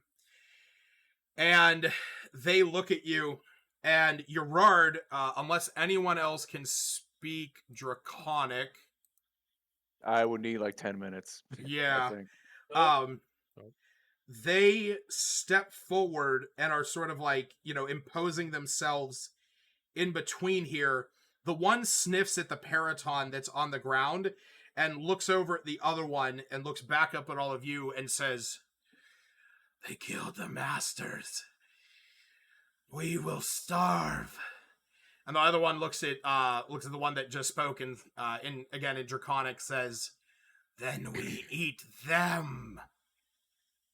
And I can offer them food. You said food, and then Woo's just gonna start throwing his meat. You could try intimidating on your next turn, like, "Hey, we killed your masters. What makes you think you could kill us?" That's all I got. We can offer you as much meat. Swearfield to me. Swearfield. That's okay. I actually do have something that may or may not allow me to talk out of this if they're not dead, because Smith is also in between me and them, and Smith has a habit of killing everything in present. Smith, I need you to make 2 Constitution saving throws. And Nice breath. Gerard, I also need the flying snake to make that as well. Constitution saving throw? Right, which it has a +0, so just go ahead and roll 2 d20s. Well, I'll hope those are okay. One's a 15, one's an 18. Okay. why is he rolling 2 for the snake? Oh, I'm sorry. Yeah, the snake would just be 1. Yeah, you're good. Oh, can I take my 18? Yeah. Yeah. You passed either way. In fact, both of you passed either way. So you'll take Yeah. So the Take half damage. the snake. Yeah. The snake's dead. The snake is going to take 13. The snake is dead. Yeah. Oh god, that is Yeah. more than double his hit points. He Yeah. is dead. Yeah. I've and- lost all of my companions. So This is what happens when you miss a fucking session. I only missed one. Why does Camarda get a pass of just falling asleep and I Oh, lose everything? He does not get Oh, a no. pass. He's not gonna pass. So Smith, you succeeded your save against this. Actually, you had advantage on them because I did. No, actually that's only dexterity. But so you succeeded against it, and then you also have resistance to cold. So you technically only take 13 points of damage from these two shooting this ice blast at you. Pretty much what this looks like is these two dragons are coming up and they just both open their mouths. You see a shimmering light come from inside their mouths as this cold blast forms out around you. You see Urard's, snake that's flying in the air. Its wings just stop and it falls to the ground and a part of its tail breaks off. Niet. But you basically just you take your great axe and you stamp it into the ground and you sort of brace yourself. Like I said, you do take those 13 points, but you're definitely a lot better off than anyone else that would have been in that situation. I'd say, jeez. I'm going to get rid of that square. Sorry. And next up is going to be Woo. Woo's just gonna start throwing meat at them. Well, no, Wu would have never heard me say food or them because he doesn't Yeah. speak Draconic. I mean, he could just do it anyway because that's what he would do. Yeah, I mean, you could just do it anyways, but If you you're- would if have you're, no. if you're like Well- frantic. So let me ask you this. Would Urard have yelled out, all they want is food? Yeah, I probably would have. After they said they killed our masters, we don't have food, I would definitely probably instantly yell out, going, they just want fed. I'll feed them my arrows. Woo, what are you doing? I am throwing 7 pounds of meat at them. Okay. Where do you want it to land? Or do you want to attack with them? Please, Wu, I need a new animal companion. Both of mine are dead. Improvised attack. I want to move here and then kind of toss it on FG2. Okay. And only if I get one is dragon as well. You know what? If Uh-huh. I was going to say, if some bullshit way I can manage to pull that off, sure, because I have an idea in my head on how to try and get the other one, because my level 3 perks can help me to an extent. So I'm going to toss my 7 pounds of meat 10 feet. Okay. You have a lot of meat, so which meat is it? Was it like the Yeah. crag cats or It just, No, Knowles? it's fine. it's mixed meat. I don't know what's there anymore. It's just mixed meat. I think It Jared is- will be the first to tell you about cross-contamination and how bad of an idea that is. Hey, there you go. beef is beef, okay? You need to cook beef at least 145 degrees. You I think Fair. you're throw roasting out these dragons. you Well- throw out this giant like ham hock basically. I was going to say, technically speaking, since it's freezing cold weather out, the meat is still okay to where we Oh, can yeah. still cook it. Yeah, yeah. absolutely. It is. I mean, Yeah, hell, yeah. everything, all the meat up here is basically, preserved the moment you get it off the bones. Yeah. So yeah, you throw this meat at them. The one W1 looks down at it and looks up at you, and Urard, you can hear, "It tried to steal our food." am I able to quickly say something draconic in a response or no? If not, I understand because it's. I will. Well, they responded to me throwing food. It basically growled in your direction, and it is not taking the food. So am I able to respond to it or Sure? No, not until my turn. Okay, sure. I'll just say in draconic. No, this is food we already had. And that's about it. Roll, just real quick, because I am going to humor this. Roll. If you're gonna say roll persuasion, I am one step ahead of you. Okay. Only because, well, no, he's chaotic good. They're chaotic evil, so that perk would not work. But there is the one thing to where, unless you want me to roll animal handling, because animal handling, I can throw in an intuition die since I'm now level 3 with wild intuition. When you make an animal handling or nature check, you can roll one intuition die and add the number rolled to the check.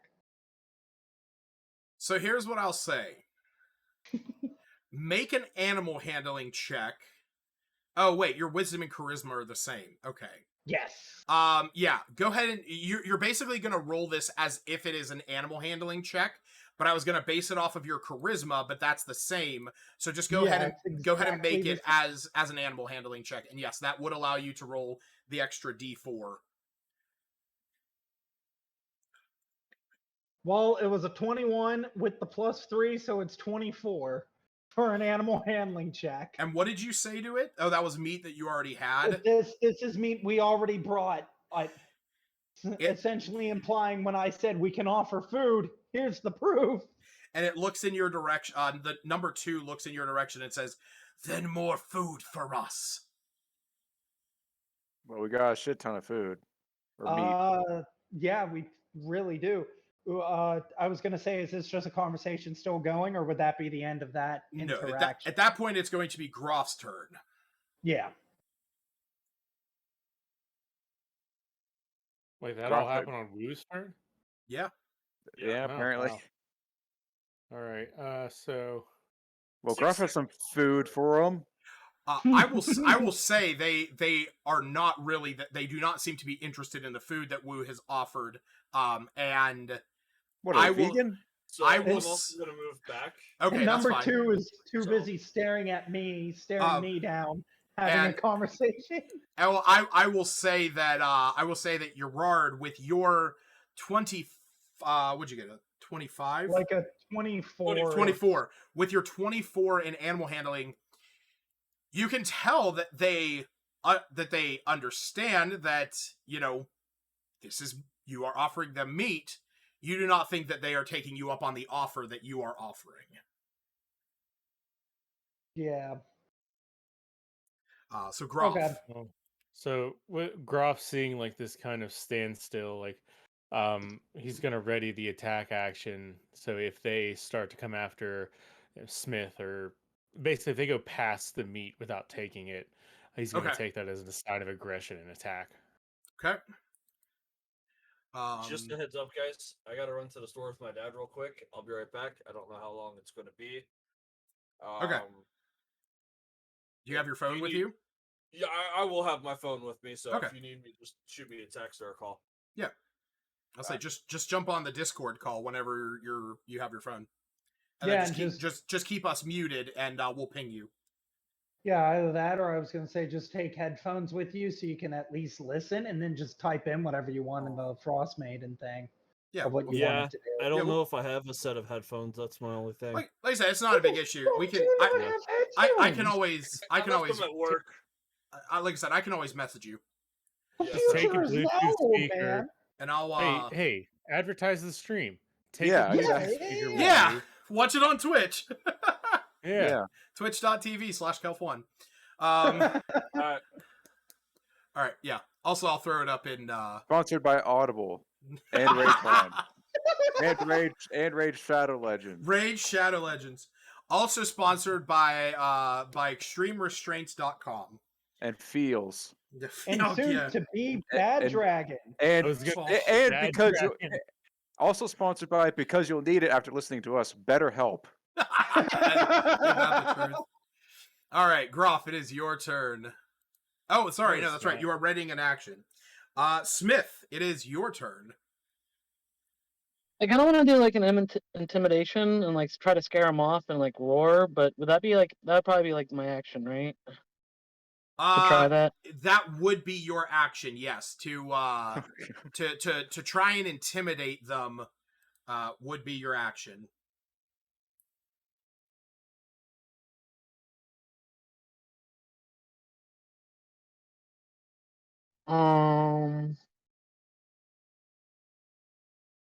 I will say that I'll give you a +2. I'll give you your rage bonus.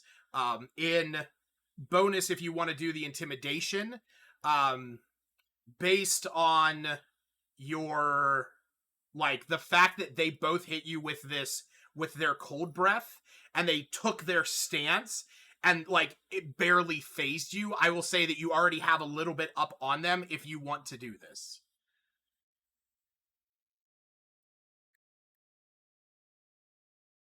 Or actually, let me ask you this. What would you do to try and intimidate them? Flex. Pretty much just shout in their direction, like, if you want to live, take the meat and go, and then roar at them, sort of, and kind of like flail my torch at them. Okay. Be loud. Yeah. Okay. Then you know what I will say? I will let you I'll let you use yeah. If you're doing it that way, yes. I will say I'll let you use your rage bonus with it because they've already seen what you can do. So if you want to roll it, you can roll intimidation with a +4. But then I'll lose my rage after if I don't attack, right? Your rage ends early if you haven't attacked a hostile creature. Yes. So you are sort of weighing that option, like, you know, you would be expending all of the rest of your rage to shout at them to try and drive them off. So that is sort of the situation that you're playing.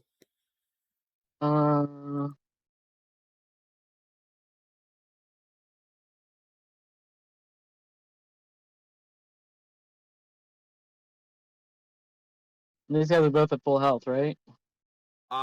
Yes. No. The one took 5 points of damage. Because Gerard shot at him. Alright, huh.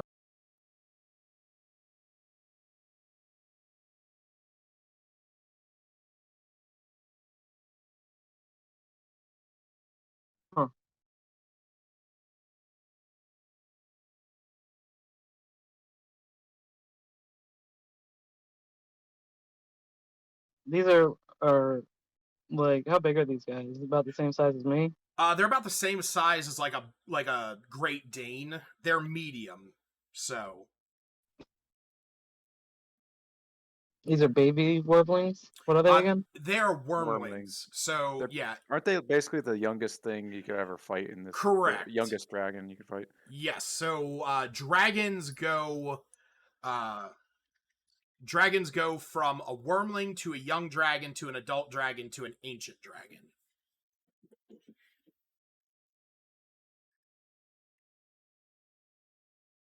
But granted, young dragons are like, you know, a couple decades old, so they're wormlings for a while.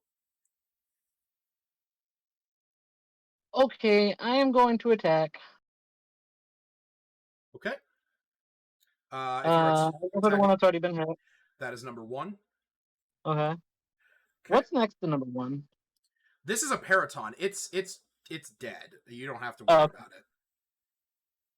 I'll do this just because at this point it doesn't really matter.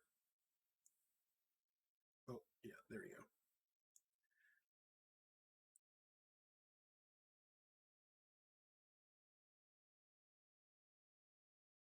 go. Alright. I guess I'll just attack. I don't think I want to use reckless attack. I'm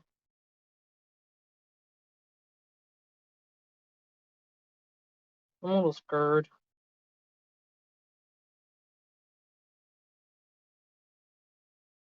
Uh,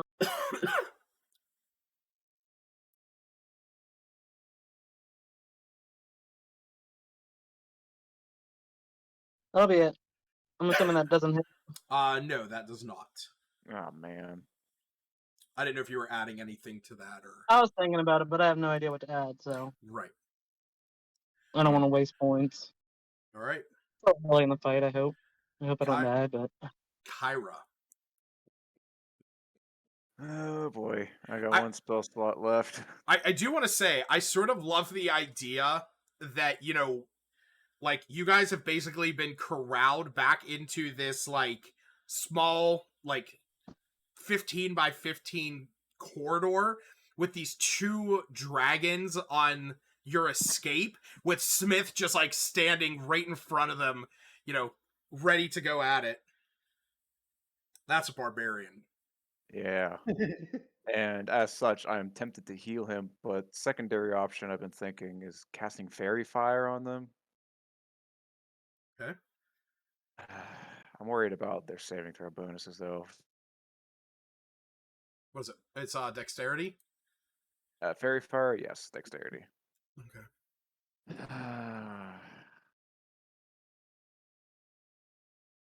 While you're deciding, I gotta go use the bathroom real quick. Give me just like 2 seconds. All right. Anybody have any opinions? Fairy Fire or Heal Smith? I mean, if I fail the Fairy Fire even on one of them, that hurts a lot. And Is these Smith guys down? are barely hurt. No, I don't know how many hit points he has. Wait, did the dragons attack yet? No, dragons no, have not attacked yet. no, but Okay. Smith tried to. to an Smith tried extent, to they attack. They blast me with their ice breath. Well, that Yeah. was before I That caught was them. that was before Urod and Wu tried to open negotiations. Okay. Then there's also the thing that Kyra has no idea what's been going on. She just saw Wu throw some food at him. They talked. Urod tried to say something. God, I wish I had Bark Inspiration to give out. Fuck. We've been level 3 for too long. We need level 4. We need that ASI. Oh.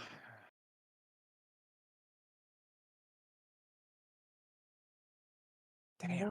But we haven't done anything that means we should be level 4 yet, according to our DM. Well, this whole it's kind of I'm honestly kind of frustrated because this whole session is because we had to come up with a reason for people to not be present. But them's the sticks, them's the rolls, so to speak. Well, I mean, the only reason he had me pop up here was because he was going to have me still not be present. So it was just going to be you guys fighting these without me. Oh God. Man, I really can't. I figure it might be better just to heal Smith. Yeah, just heal Smith.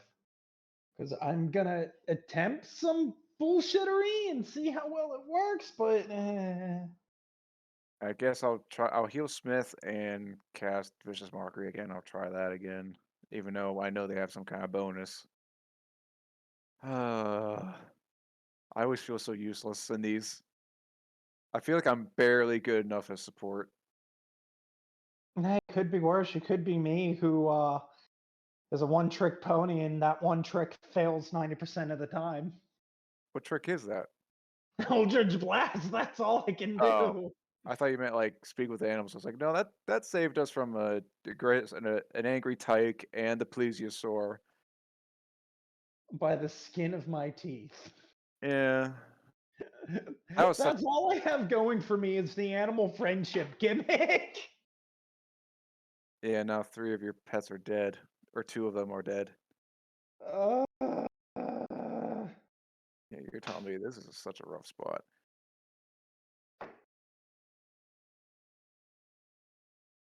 Justin, you got anything to add? Shoot him with Thinking- arrows. Well, I can't. I guess I could try that, but I'm not as good as you. Yeah. all I can say is Or actually, just, maybe we're the same because we're so just low. We had to do that standard array. ability scores. My dex is +3 right now. That's what mine is. So is your attack bonus for your bows +5? I took I got some. My dread ambusher I think made it +2 more, so it's +7. Okay, I got +5. So All I can say is heal Smith and hope that my animal handling with wild tuition goes again, and hopefully I can at least get one of the dragons on our side. I mean, if I How get rough? both, Sorry, good. Good. I was gonna say if we can at least get one of them, that gives me an animal companion. If I get both of them, I'll yeah, gladly attempt to give one to Woo. But that is honestly better than anything I could ever hope for. Well, so how roughed up is Smith? That's what I'm not sure. I'm not bloodied yet, but I'm close. But you took he's some close hits to though. being bloodied. He took like Yeah, what, that 13? blast did a good number on me. 13 damage. Yeah. Well, if I do healing word, the maximum I'd be able to heal would be 7. Hey, that's better than nothing. Yeah. And then I could do vicious mockery. I say you save it for when someone goes down. You can bring them back in a clutch. Uh, All right, sorry about that. there's that. All right, so what's the plan? So while you were gone, one of the dragons is now on our side, and it ate the doctor's legs. Oh, True story. that's cool. That's cool. All right, that's gonna be really kind of crazy, you know, with the doc's legs and all. Because Erard figured, you know what? They're jelly. They're useless to him. He doesn't need legs, so Yeah. he offered the legs to the dragon. Oh, I see. But what did Kyra do? Nothing yet. She cheered it on while the dragon gnawed on his legs. It's a dopa. It's a dopakine. Hmm. It's a dopakine. Huh? Dova. Dova's a Cursed white dragon. analysis paralysis. Dova's a white dragon.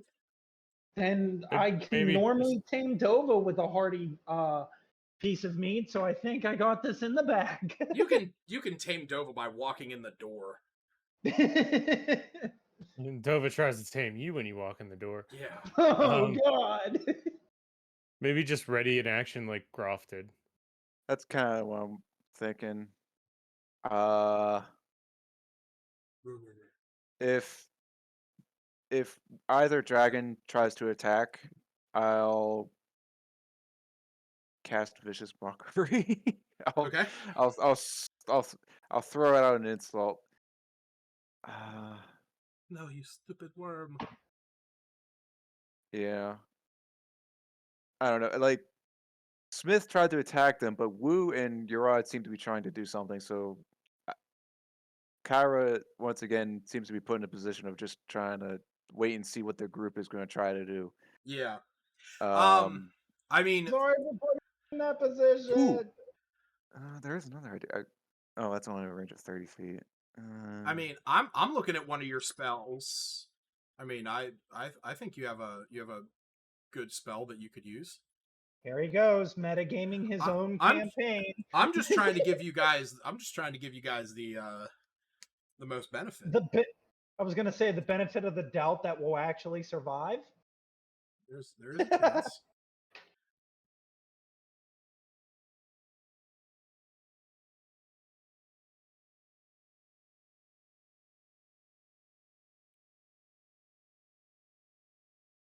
Yeah, that would hit.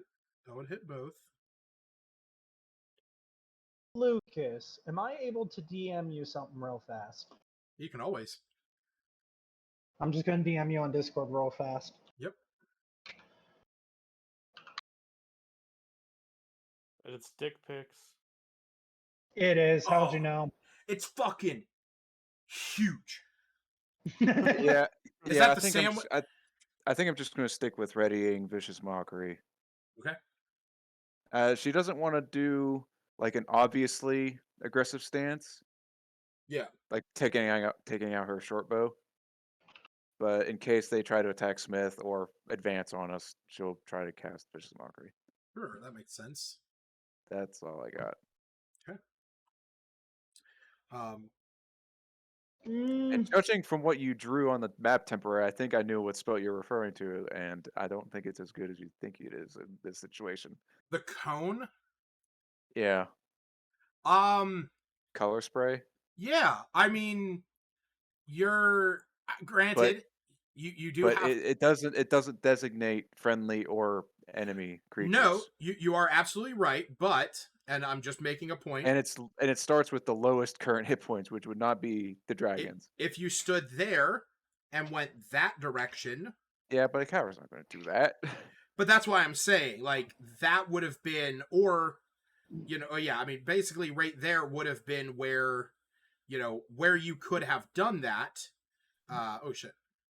That's where you could have done that, because that's what I was thinking. Mm.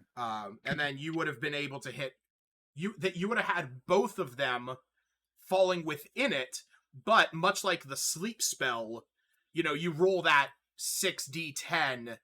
So if you would have gotten 60, like you would have maxed out all of them, but even if you take the average of that, then you had a fairly, okay chance of, possibly doing something. Because what I think the average of that would have been 33. And Yeah. Just saying, that might have been, a good average. Let's wait until the next turn when Smith hits him with a nat 20. Sure. You.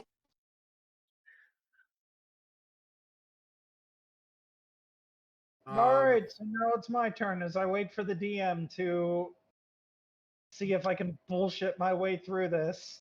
If not, like I said, Lucas, I completely understand, because that is a lot of bullshit. Let me just read what you put, because I got to switch over to your character sheet. Okay. Because I can still use it under. It's the, 4. It says 4 or higher. Right. Because that's why I said higher than 3. And my general knowledge of dragons is it's higher than 3.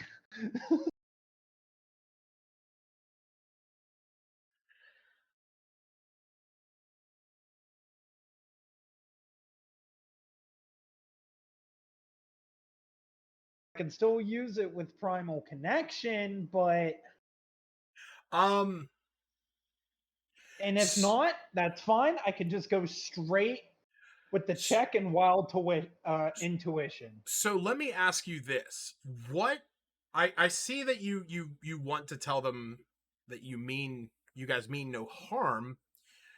Or at least myself, and I'm gonna be like, listen, we provided the meat.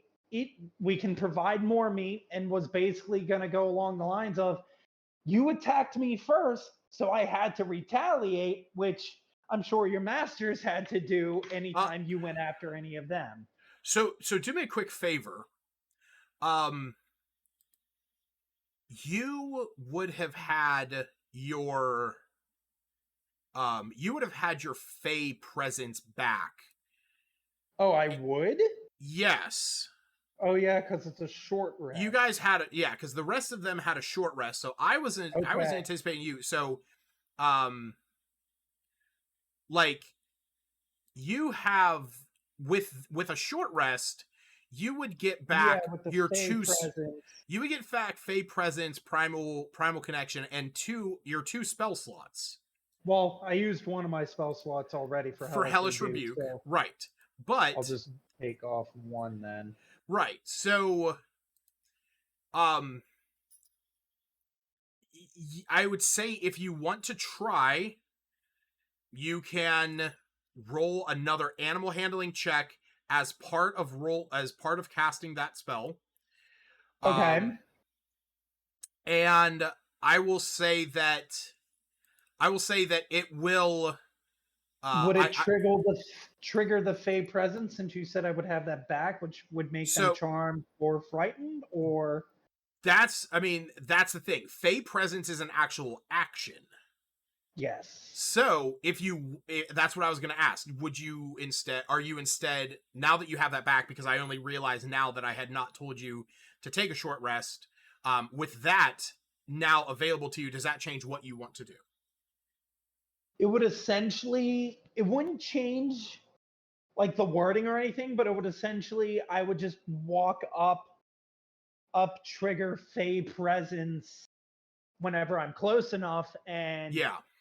charm them and go from there. Okay, because yeah, I mean Then that would allow me to do the other bullshit thing that I've done in the past of then using Beast Bond afterwards to at least convince one of them, listen, it's perfectly fine. Yeah, because I mean, if with a 10-foot cube originating from you, you would have both of them there. Yes. So, okay. Well,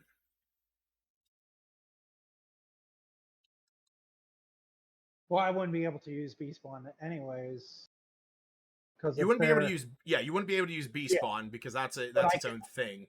But I can still using charm them. Yes. And like, it would work to my benefit. Yeah. Yes. Hopefully. So basically you just kind of you have to hope that that these two are going to fail their wisdom saves. Yeah, because even if they pass, like I said, me still talking with the animal handling stuff, that won't change. Right. This would just determine if it's really good or just okay. So the way that I'm taking this in is you're basically walking up to them, showing to them like, you know, like they're trying to impose against you. You got Smith trying to defend you guys. Everyone else is like prepped and ready to attack, and you're basically like pushing past everyone. Just be like, let me try something else. Yeah, that's pretty much it. And then like looking at them, stepping up to them, and yeah. So I'll mark off Fey presence. They are both charmed. Holy shit! So shoot them. Would I gain advantage on animal handling when I go to speak in Draconic to them, or how would you play that off? I mean, they're both. No, that is 100% it. The charmer has advantage on any ability check to interact socially with the creature, and a charmed creature can't attack the charmer or target the charmer with harmful abilities or magical effects. So, being that they are charmed, what are you saying to them? Essentially what I said originally, going, listen, we're only retaliating because you guys attacked us. I understand your masters are dead and you're looking for food. We can provide food. We can be your new masters, and if it was a problem with strength, your masters lost to us. We can provide food and we can work out a deal or something of that nature if you guys want to go explore the world with us and just keep getting food. We showed that we can provide it. This is all in Draconic. Do you want me to roll with advantage for animal handling? No, just roll. Okay. Can I roll it with my wild intuition for other bonuses? I mean, you always get to add that when you make an animal handling check. Yeah, that was very bad. That's why I was saying I was hoping for that advantage. So as these two were originally walking up, you could tell that number one was definitely the more chaotic one, the more stupid one, the more primal one. Number two seemed to be the more focused one, the more driven one. As you say this, you see number two, the one that you've basically walked right up into the face of. Yeah. He's looking at you. Because number two is the one that also attacked me and I retaliated with an Eldritch Blast. Right. You see number one, he's standing there, and you can tell that he's maybe half listening. And you see that he goes to start to move a foot towards Smith in an aggressive pose, but you see that number two puts its wing out in front of him and stops, and in Draconic you hear, wait. They killed the masters. They are stronger than them. They will provide us food. Yes! And you see, as he pulls his wing back, the other one number one looks at two and says, so we will eat still? And number two looks at you and says, so long as you uphold your end of the bargain. In Draconic, I will say back, I will hold my end of the bargain as long as you guys promise not to turn us into your food. Then he looks at you, number two looks at you, and says, then we shall share the deal we had with them. And he gestures to the, sort of mutilated corpses of the berserkers on the ground. Combat's essentially over because they are no longer hostile towards you guys. Oh my god! As you see them, they sort of look at all of you. Number one goes up and grabs the meat that Wu threw on the ground, and it picks it up and almost like a derpy dog, just sort of like bounds away with it over towards the corner and starts gnawing away greedily at it as this one sort of turns its back and slowly walks over to take a piece of the meat that Wu had dropped on the ground. Holy shit! Oh Christ! Now see, it's a good thing you were here, because if you weren't here, I'm fully aware. This is the part it was either like we'd end up having to fight them, or Lucas would try to persuade them and then fuck up the roll, as he always does when he's controlling your character. I mean, hey, also at the same respect, so far, Erard has only done 3 things in this entire campaign, and it's been tame a giant dinosaur so it wouldn't kill us, tame a Yeti tyke so it wouldn't kill us, and tame 2 dragons so it wouldn't kill us. I don't necessarily. I don't necessarily know if you also inadvertently summoned an ancient white dragon. Yeah, that was true. But minus the tyke, I'll put it down to saved the group from a giant dinosaur, almost got the group killed because of an ancient white dragon, saved the group by taming 2 white dragons. So the next thing is I gotta fail again and almost kill us off, guys. There's a pattern here. Because I was gonna make the point. I'm like, that's it. It's when the chips are fucking down. If Coda was here and Ravenchuck was here, you guys probably wouldn't have gone down to as low hit points as you had, because he would have been able to heal you guys along the way. Also, if the doc was there, kind of the same thing. I will. Well, I can't be the only healer. Yeah. I will I'm only say good at getting us out of situations with animals, guys. I'm sorry. I mean, it's paying off in spades, if you ask me. Lucas, are you gonna need Groff in the next 5 minutes? Well, I mean, you guys have free action, so it's Okay. it's up I to just you. gotta run to the bathroom. Oh yeah, go do your thing, man. Yeah. All right. Well, since I did tell Aaron I would attempt this for Wu. Did you say the more chaotic one is the one that attacked me, like the stupider one? Or number one, who is Galeem, is the more chaotic one, whereas Tazar is he is chaotic. They're both chaotic evil. Yes. But the thing is that number 2 is the one that's slightly more reasonable. Okay. Which one attacked me and I shot an Eldritch Blast at? Number 1. Number 1? Okay. I'll walk up to number 1 and say in Draconic and be like, now, I understand I hit you, and that was in retaliation of you striking me. As it's gnawing on the meat, I'm fully aware. I'll be like, would you would both of you actually like to travel with us? And since I'm the one that retaliated against you, I'll take responsibility for you, and then the one that and the other one can go with the holder of most of the meat, which is Woo. And So he's you like, two can still you keep see, tabs on us, and it's easier on us that we can keep at least tabs on you guys as well.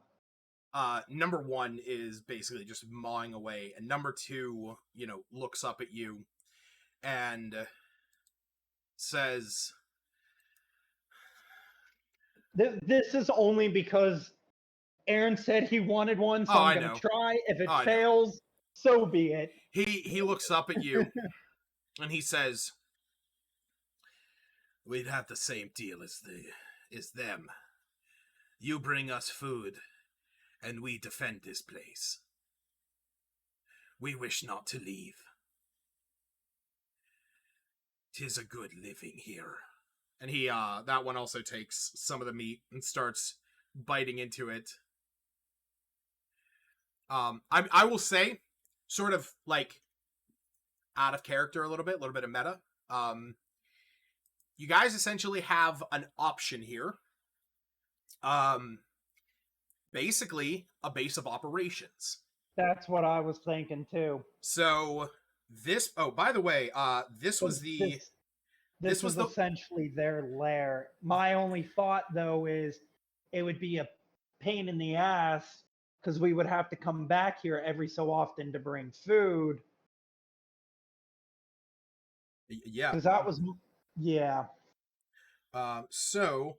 And we are somewhat halfway between Tourmaline and Caradenival, right? Like in the southern area of the Dwarven Valley, or south. Yeah. I was just about to pull that up for you. That's my other main thing too. If we metagaming, if we get caught up in a quest or something, or if we are far, far away from here. So here is what I will. I mean, they're not stupid. I mean, they kind of are. Oh, well, I mean, they're smart. They're smart enough to not just stay here and starve. I mean, that's true. But yeah, surely if that's what I was trying to play off of them following us, but so wait, is that because there's nothing on there? Oh, I guess so. Yeah. Well, okay, Lucas. Let me ask you this. Kind of metagaming as well. Oh, that's not the right map. If they are 110% unwilling to leave this place whatsoever, is there a way, since it seems like I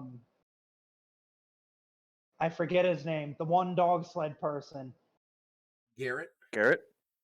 Yes. Since he makes regular travels and whatnot, could there be a possible way that we could strike a deal with him to at least just drop off like some food supplies or stuff? That is something that you would have to discuss with Garrett. Yeah. I mean, it's kind of metagaming, I understand. Yeah, but it's that's definitely something you would have to discuss with him. That's why I'm like, because since they're 110% unwilling to leave the cave at all. Yeah, so here's at least what I want to point out. This cave is... Oh, wait, is it not drawing...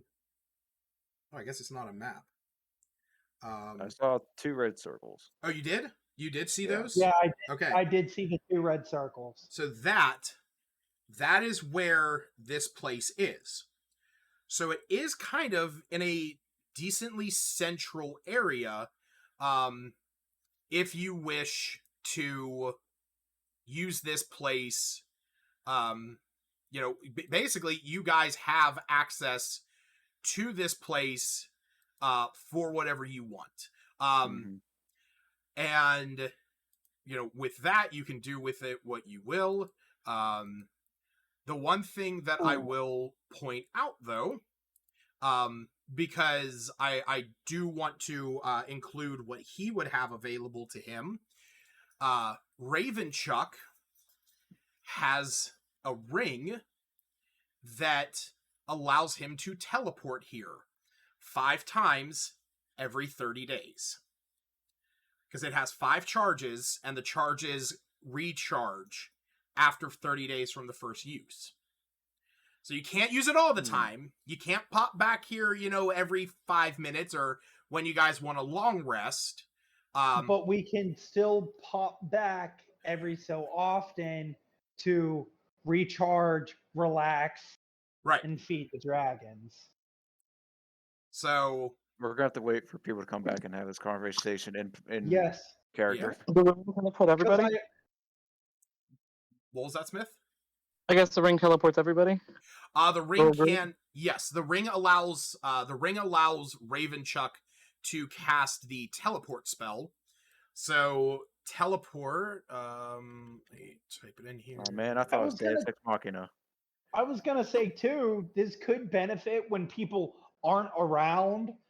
We could always just be like, when somebody's not around to play or whatever, Right. we can just be like, they're We the haven't ones. had a full group in like 4 I sessions. know. It's gonna run out of charges immediately.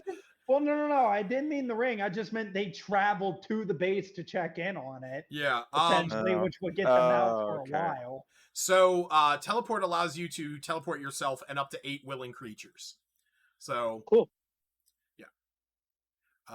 But yeah, so because that is something that technically the ring already had the ability to do that. I gave it a little bit of extra oomph, but that was something that I had already talked to Coda about with what the ring can do. Now the thing that I will say is with the ring, because Coda is attuned to it, if the ring is removed from him, it shatters, and all creatures within 100 feet of him are engulfed in a swirling snow and teleported to the icy path that leads to the Cave of Berserkers, much like he already had happened to him. He just ended up reclaiming the ring from that. There is no saving throws to avoid that also happening. So basically, worst case scenario, if his ring shatters, we all just get teleported in front of our brand new base. Yeah, if it shatters. If somebody removes it from his finger. Okay. So, but again, it has 5 charges. Those 5 charges can be used to cast teleport, the only destination being the Cave of Berserkers. I know Justin isn't here, and we'll fill him in when he gets back, but Erard will turn to the group after talking to the dragons and basically relay all this information and comment to them now as well, being like, we can essentially have a home instead of bouncing around praying that we survive the night. We at least have this and protection. I don't know. I mean, those dwarves in the valley, they haven't attacked us, but I'm a little wary of if they would stay away from here. Well, I'll turn back to the dragons and ask them, be like, had you guys had any problems with the dwarves of the area? Tazar says, no dwarves. I'll look back and be like, they claim they haven't seen any dwarves whatsoever. Well, the other thing, I mean, we're gonna have to go back to town eventually, so I don't quite see the purpose of having a base, as you say here. Essentially, that way we at least, if we're traveling throughout the night or something, we're not getting stuck out in the wilderness. We can at least stop here, like less of a base, more of an outpost that we can at least stop at, recharge, continue on our way. This does this does seem to be a pretty decent spot between Terminal and Cardinal. I suppose it's something to consider. But we should go and check on. Oh, we've met the new companion in our when we got here. His name is Ravenchuck, and he also has something of a way with animals. Although his animal is a metal snake. You'll just have to see. Interesting. But, he also seems to be a medic of sorts, much like the good doctor. We did find him, by the way, but he's in a bad spot. I think we should go check on them. That I agree with. I'll be right there. guess- I gotta look at my mutilated pets. Oh yeah, I forgot about that. I am I'm sorry about your new companions, Rod, but they they died saving us. We really needed that help. yeah. As I walk over, But I'll it looks like you got 2 dragons, eh? I'll walk over to the poor mutilated pets, and I'll just kind of And you still got Nirogiri. yeah. I'll say in Celestial, I hope Calyrax gives you guys a decent afterlife for assisting me. I'm sorry, my friends. Yeah, that's a That's all I can say. I'm very sad and I know. heartbroken. That's a rough one. Yeah. Well, Jared's crying. I missed something. No, My he's pets are dead. His Your Pokemon what? are dead. His Pokemon are dead. I'm Dragon? crying over. No. The tyke and the snake.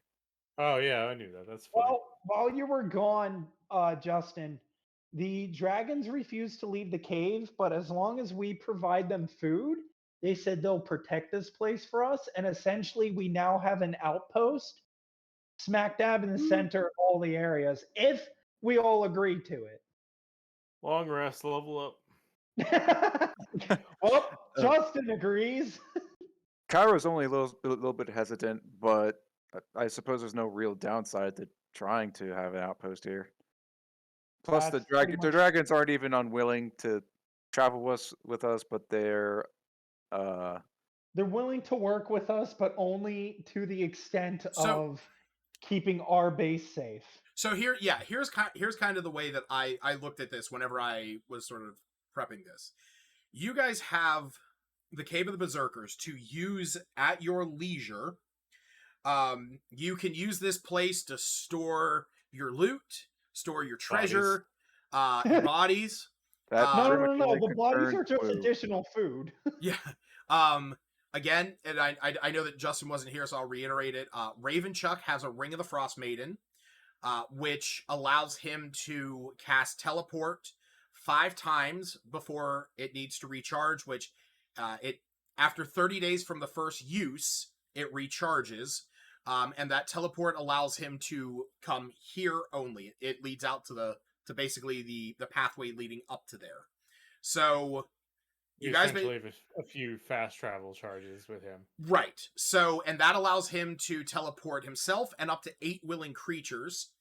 So, like I said, the way that I sort of planned on it was if you guys wanted to use this place as a base, it is there to your use, as long as you keep the dragons happy, as long as Galeem and Tazar are kept fed and happy, they will fend off anything that tries to get in here and steal your loot or claim the place as their own. Now if you guys start to neglect them, then they would feel abandoned, and if you show up, they might be more hesitant to listen to you. They might become more aggressive, and they also might try to claim your treasure if you take it there as their own, as payment for you guys not feeding them. We basically have very temperamental Neopets that might attack us. Yes. Instead of your Sounds Neopet right. just dying because you forgot it for a few days, these ones try eating you. So, because they do have a like a small pile. It's like a paltry hoard to their own. So, I don't think Well, I'm for it. I don't think we explored that part. no, you have not. I mean, before we leave the place, I feel like Aurora would definitely explain to them, being like, "Listen, we'll be here as much as we can. If it does take a little longer, I am greatly sorry," and like explain to them and so forth, that sort of nature. Mhm. But would definitely tell them that we plan on taking care of them. So, this is the way that I will put it. Let me do some quick maths. As long as we keep them happy, we have a base of operations. Worst case scenario, we have to kill our new pet dragons. Yeah, either way, it's a win-win. That's metagaming. Yes, it's a win-win. But Erard does not want to see any more of his companions die. Well, too bad. And another factor, we get a wizard to enchant that brazier to make it to that we're immortal as long as we're here, and then lure Arl to fight her here, and then we got it in the bag. Damn, we just broke the entire game. Yeah, you guys, Sounds good to me. you guys got it. I have connections. Give me a moment. He knows Right. the DM. How much does a medium Probably a One- lot. feature Medium, weigh? one topping pizza. Yes. Shit, that's a huge difference.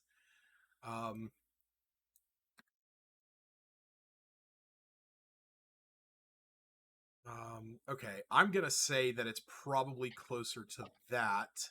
So I need to do some maths.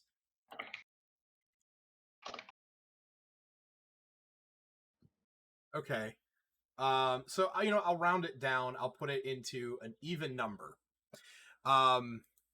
So it says if a dragon is eating organic food, particularly meat, it needs to eat about 15 to 20% of its body weight to stay healthy and keep growing. So, with that in mind, I said these things were about as big as Great Danes, which can weigh anywhere from 120 pounds to 200 pounds. So I will say that each one of them is about 150 pounds. 15% on that would be 22.5. So I'm going to round it down to give you guys a bit of a break. So they need to be fed 20 pounds of food a day. Now, there is already... Is that each or just both combined? It would be 20 pounds each. Who? Now, I will say... That's a lot of drag cats. That is. Back where the meat is being stored, there is 80 pounds of meat back there. So that would technically cover them for you know what? No, I'm gonna go down a little bit more because I imagine these guys would have had a little bit more. So I'm gonna say 20 pounds total. So it's 20 pounds every day. So 10 pounds each. They need to be eating 10 pounds of meat every day. So what you guys have right now would get them through the next 4 days. So, and that is just to keep them satiated. This way they're not going hungry. If they're not getting at least 10 pounds of food every day, pretty much for every day that they go without at least 10 pounds, they lose a little bit of favor with you guys. And after so much time, they might not be, too keen with you showing up. But if you also bring them more, they might be, there might be benefits in the long run. For example, they are dragons.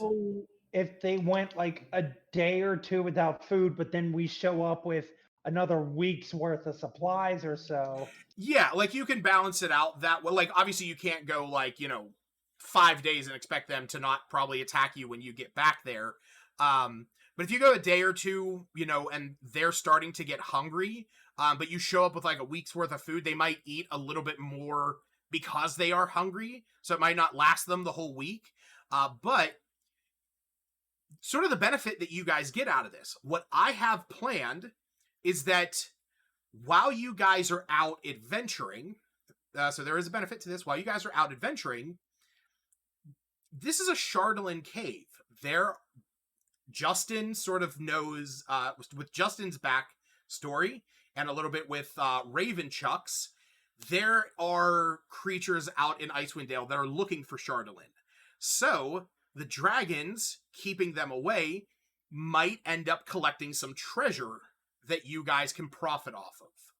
So while you guys are out adventuring, for every day that goes by, there is a chance that they could have somebody trying to go in there and steal your stuff or steal their stuff or try to get the Chardolin, and they will stop them and essentially just eat their body and then leave the loot there for us. Right, because as long as you guys are feeding them, they Or take it as a commission bonus.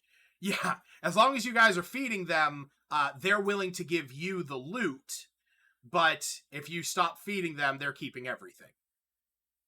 And also they'll become aggressive and try to fight you. So, yep, that was a it's essentially a win-win, like Justin said, thinking metagame wise. Yeah, let's kill the dragons. No. So while this is, obviously we were all metagaming, we'll say that, the one last bit of metagaming, I mentioned this too, Justin.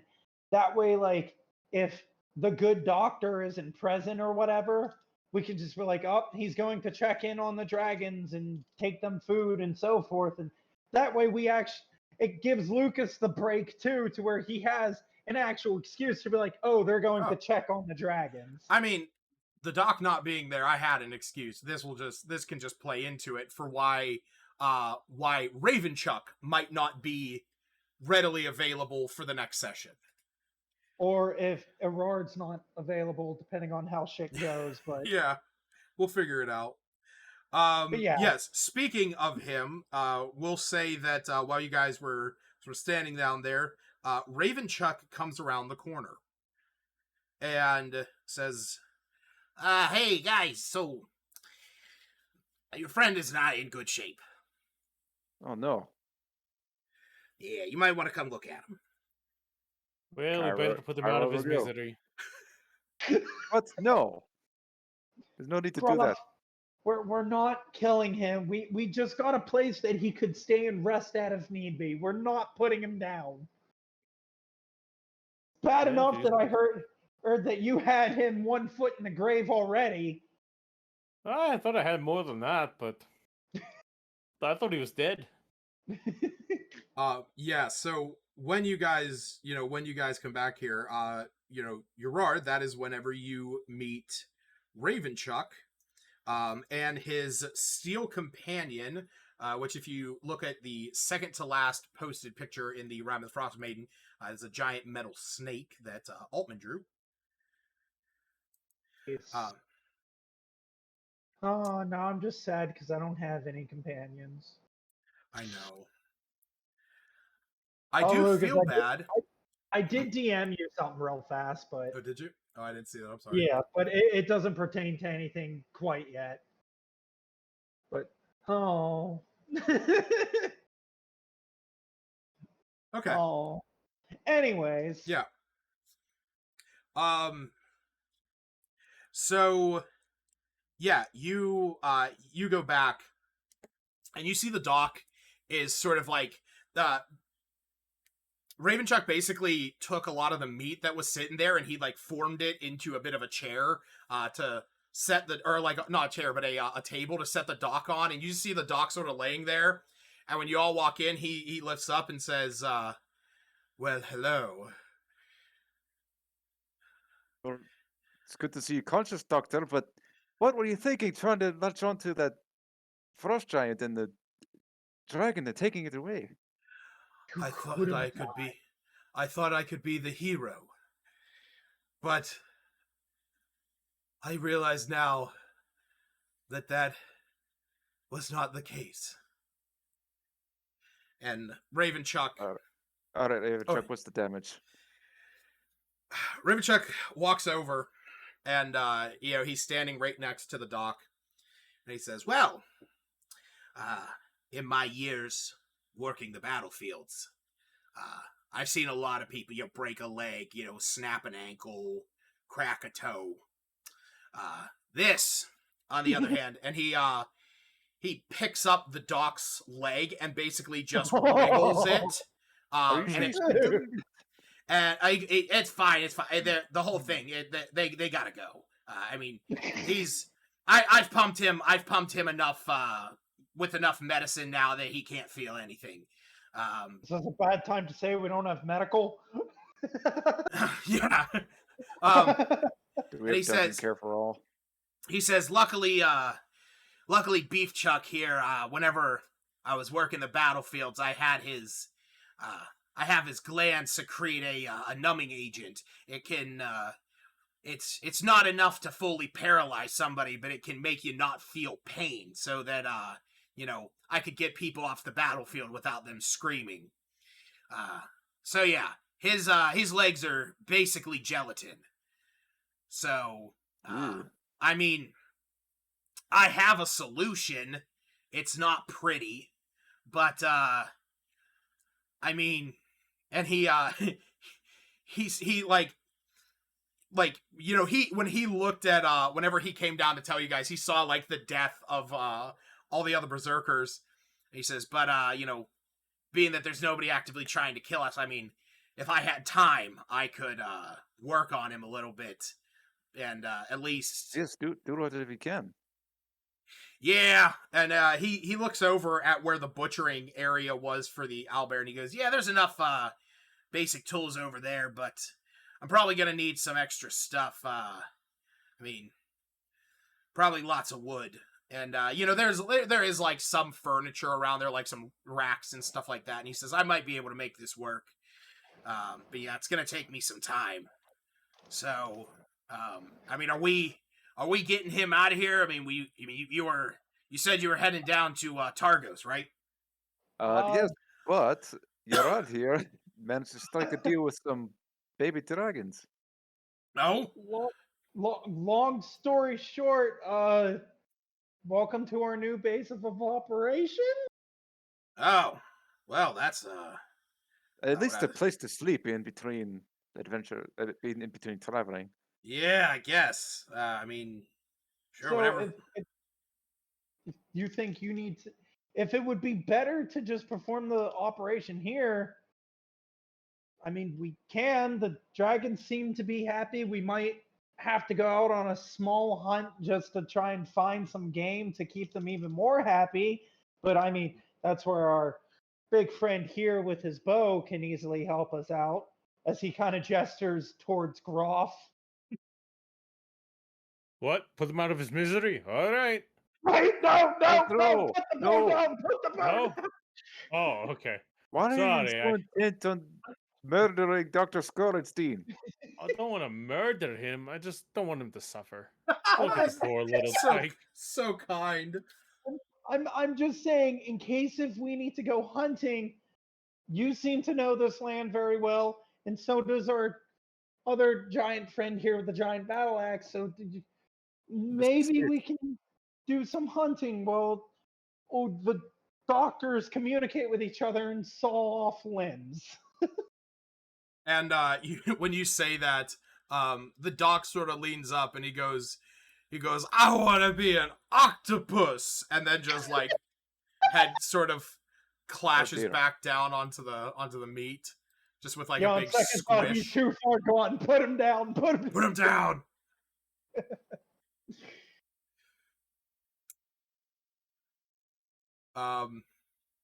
Yeah. I think it might be a good idea to try and move the doctor somewhere else away from the meat, because the dragons are going to come here to feed. That is a good point. In his body being here, they'll just automatically assume it's food. Also, we should probably tell the dragon. You should probably tell the dragons that we have 2 more compatriots that they didn't meet yet.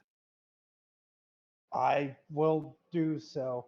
As I leave the group, assuming that they'll be able to help the dock to a different room or something, I'll go notify the dragons that there's 2 more people that are here that they haven't met yet, but they are not food. Put them in the sleeping quarters. Yes. In the meantime, does anyone want to help me drag the berserkers' bodies to the meat pile and maybe add some more meat to the pile? So maybe even if it just adds a few more pounds of food. Groff would help. Thank you, Groff. I was going to say, Kyra would not probably do that. Yeah, I'm gonna say at this point it's about it's about 9 o'clock. As you drag the Oh, I was gonna say it's 8 o'clock. The yeah. mutilated corpse of a snake, the mutilated corpse of a tyke. Yeah. Well, I mean, arguably, it is the frozen corpse of a poisonous snake, To and explain how my companions died? and the mutilated, the crushed body of a Yeti tyke, unfortunately. Well, while I'm taking both of my old companions over there, I'll say in Celestial again and just, I'm sorry again. Hopefully, Calarax will take care of your spirits, and just know that you're still helping with the group. As I'm putting them with the piles of meat. Oh, this is heartbreaking. Or like the Russian snake more than the tyke, but Yeah. oh. What I missed? Well, So we don't have dragon companions. We have dragon guardians for our new base of operations. So basically, what has been bestowed upon you guys is you have the Cave of Berserkers as your base of operations, if you so choose to use it that way. The dragons will defend it while you are away. And he's gone. Oh no! So, Lucas, after dragging all the bodies and so forth over there, just so I can kind of keep track. Yeah. So I can keep track of it. Of like, oh shit, we gotta feed them here soon. About how much pounds of food is there? Because I know you said originally 80, no, but they're fine. They're fine for today. They're fine for today. Well, I just meant like since we dragged the bodies over there, just for a new general sum, so I can throw that into my notes. Yeah, throw that into your notes. That So there was 4 of them. I'm gonna say each one of them. Oh, I gotta delete the flying snake given by the mayor for allies. Oh. So much for reporting back to him. Yeah. Just do me a favor. Do not delete them from your allies. Okay. I didn't have the tyke. I only had the snake because the tyke I kind of did the animal thing with, and the snake I was given. Yeah, I'm gonna update it for the Yeti type because we'll see. So yeah, I'm gonna say that with those guys, considering you're basically just giving them the bodies, I'm gonna say each one of them was. I mean, how much? That's why I'm like, we're essentially just kind of throwing the bodies there. I mean, assuming the dragons are just gonna pick it clean anyways. Typical human. Unless Wu truly wants to fillet up the bodies. So here's what I'll say. It says on here, a typical human will yield 75 pounds of edible meat. So I will say that each one of them provides 75 pounds. So you're looking at 300 pounds between the 3 of them, just in the bodies. Like, but that's under the guise of like we actually filleted up the bodies. Yeah, you might have to do some survival while you're here, cutting them up a little bit, getting them prepped and ready to feed to the dragons, because they're grown boys. They're grown boys. You want them to grow up big and strong. So what did I miss? Basically, you missed Jared pulling a fucking Hail Mary, and I pulled some animal bullshit, which I'm good for. Yeah, he did. He used his Fey presence to charm them. He was able to charm them in order to get them to stop attacking, and basically brokered a deal with them that was essentially the same deal that the Berserkers had with them. The Berserkers had this cave. This was their cave, and the dragons were there to defend it and to basically that. And then the Berserkers would feed them. So that's kind of the same deal that they were offering with you guys, where they will keep over the cave as long as you guys feed them. if you want the cave to yourself. Which I had pulled up a map, but I've already closed it. Basically, this place is sort of in the dead center of all the towns. So essentially, when we're traveling, we can stop here, rest without too much of a threat. Right. Because even if threat does show up, we have 2 dragons to help us. Yeah. And And then That's if the we next, feed them, though. well, yes, they currently have 80 pounds of food. I mean, They technically each they take- have 380. Yes, So which is divided by 20 would last a decent while. yeah, 380. That's gonna last you guys about 10 days. That's Holy shit. yeah. I maybe should have kept it at 40. No, you shouldn't have, because this No was just a takebacks. general thought No of takebacks. Yeah. no takebacks. So then, Woo, it would essentially be Well, like no, every yes. so often we would have to show up with more food to keep them happy. But since Woo has this whole gimmick of filleting every single creature he sees, I thought maybe we are okay with this. Yeah. And plus, technically, this means Woo has a dragon companion, given it's a companion to the whole group, but he technically does. All right, so here is how I will set this up. Basically, if I kind of don't want to like do that just to screw you guys over.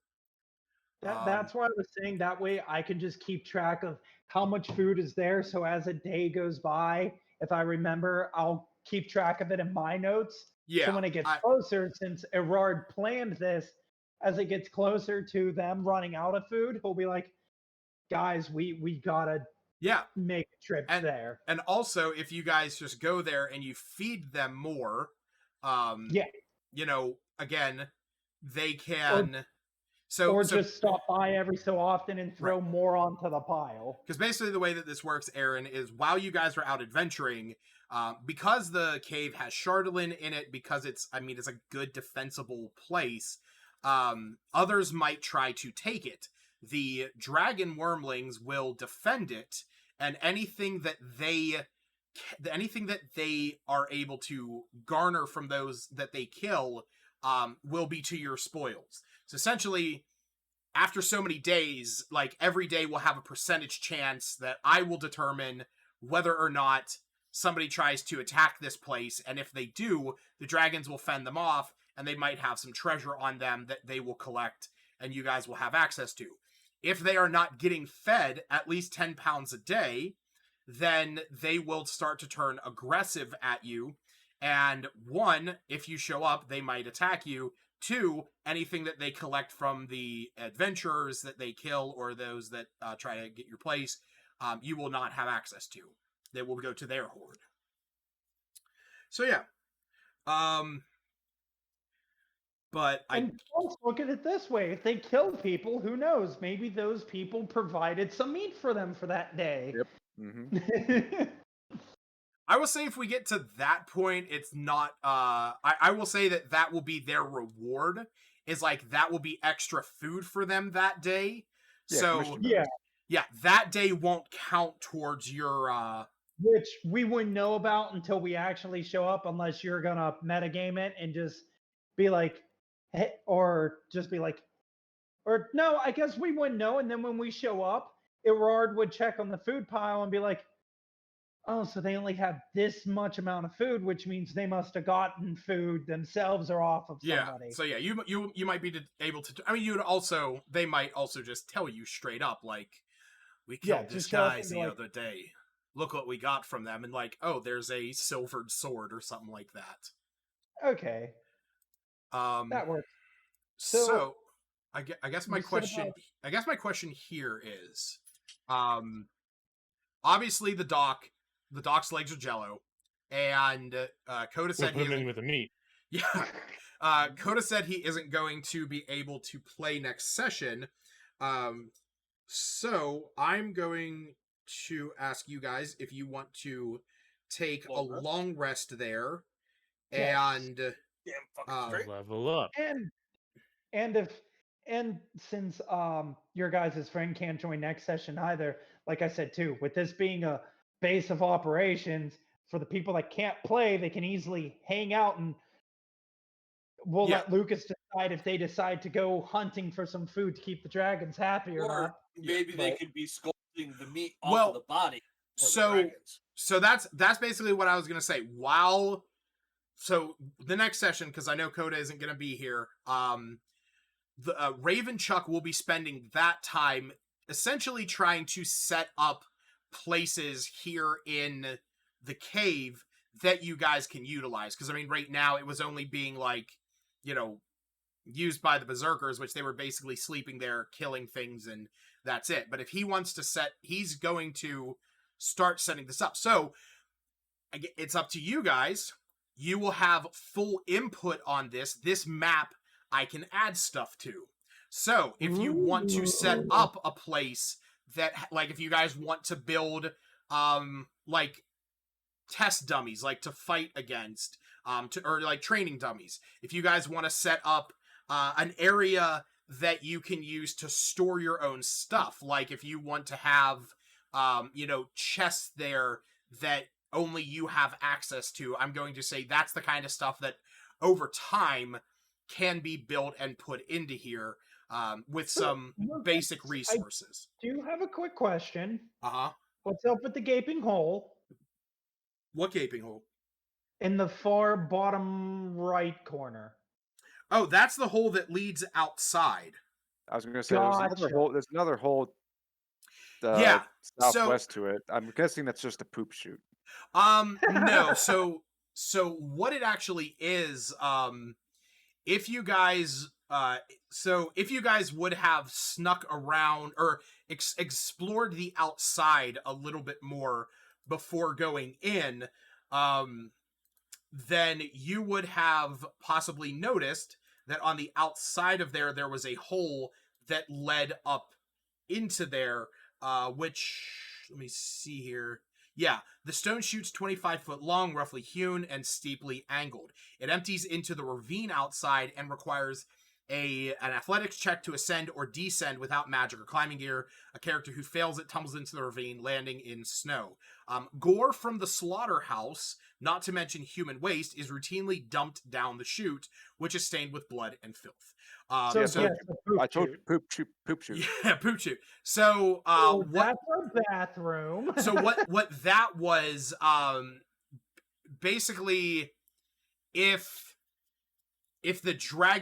you guys had alerted the dragons in the original phase of you stealthing into there, one of them would come around the top, the other one would have gone through the chute and come out on the other side and basically corralled you guys into the cave, because the dragons are trained to push things into the cave where the berserkers were invincible. So that was their whole thing, was they would, push things up into there. That's why the chute was there. And if you guys had explored around the outside a little bit more, you may have seen that. But to me, it only led to, like, death, because if you would have, like, started fucking around out there, it would have woken up the dragons immediately. Well, regardless, now we have two dragon friends that can push them into the cave and essentially have fun. Yeah. So, I mean, Okay. I think it's, if you guys are going to take a long rest, I will maybe say that Garrett joins you guys in there with the dogs. And I would notify the dragons that he's a friend too. Okay. Yeah, so we're gonna say that Galeem and Tazar are gonna go back down to sort of their area, to where their horde is.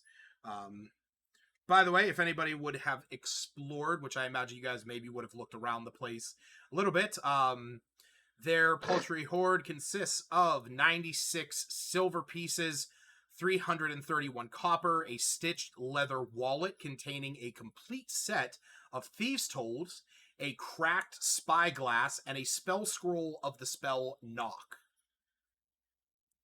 Who's Well, there? I Kyra already would made not a be. deal Kyra's with- staying away from the dragons. Yeah, I'm staying away from the dragon horde as well. I understand that is theirs. So, How many days ago did we get Garrett? Like 2 days ago? How many days ago did you get Garrett? Yeah, when was that? Was that session 4 or 5? That was session 5. Oh yeah, session 4 is when you guys got there. Oh my god. So that was. We've had so many. It's been 2 damn days. Tangents. Yes, it's been 2 Okay. days. So, okay, I'll ask your guys' opinion if you're all looking at the map. I say where Justin currently has his character on top of the immortal flame. That's my room. Oh, by the way, I do want to say, after the hour goes by, the flame is back. Oh! My room. Do the So wait, are berserkers we immortal? come back?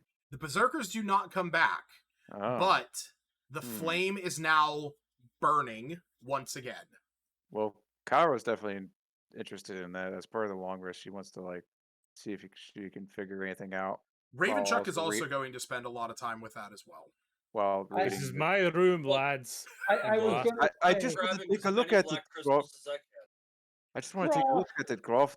This magical flame was what enabled the berserker to keep reanimating from death, and now the flame is back after I dispelled it from the book. Somehow, crazy. I want to see if there's a way we can make. I can make that. I don't know, applied to us or the dragons, just in case they died trying to defend the place. I understand. Just make sure you knock on the door before you come in. You There's don't want not to the see door. me pecker. Groff, You'd have a- there's no You door. have a and bird.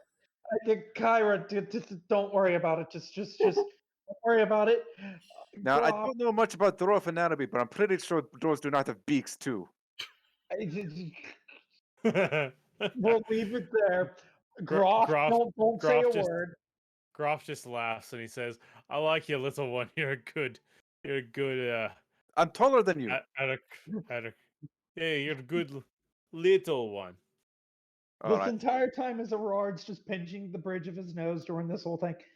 Groff, wouldn't it be more beneficial to make the place with the immortal flame or whatever the treasure room so we can all still stay together there? That way, whenever enemies attack, we're all present as a group. Nah, see, that's where you're wrong. I always stay in the back and take the pot shots. That's what I do. They come try and Exactly. slaughter you. You sound the alarm. I come back and I get them from behind. Or That's tactics. since you're in front, they might just turn down this room instantly and come after you, meaning you would Nah. be the one taking all the hits. And then they Could you see my have this pecker and they run conversation somewhere away. else? I'm trying to figure out this magical flame. It's my room. What do you mean somewhere else? I'm allowed to be here. Auror I mean, just- I'm only mean just keep it down, please. after that point, Aurora's gonna give up, go sit in the corner of the of what's essentially the sleeping area. Why? Thank you.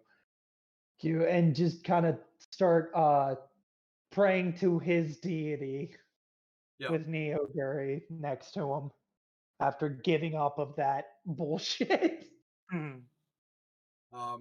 I do sort of want to get to something that does revolve around what Jared just brought up. But does anybody else want to do anything before you guys long rest?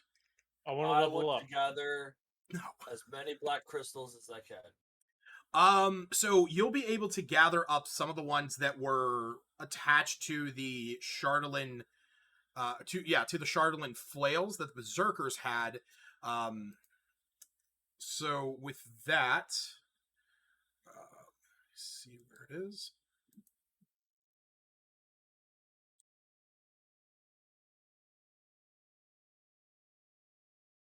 I'll say that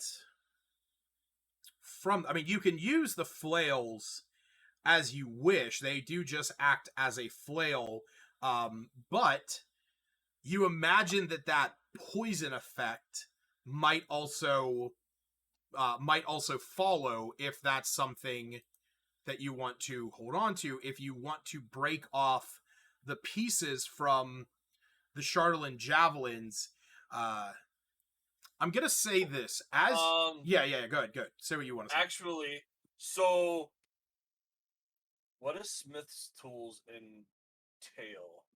Smith's tools, like, Tell- as in, well, what are they? I'm sure Yeah. Smith. I'm sure Smith will tell us. I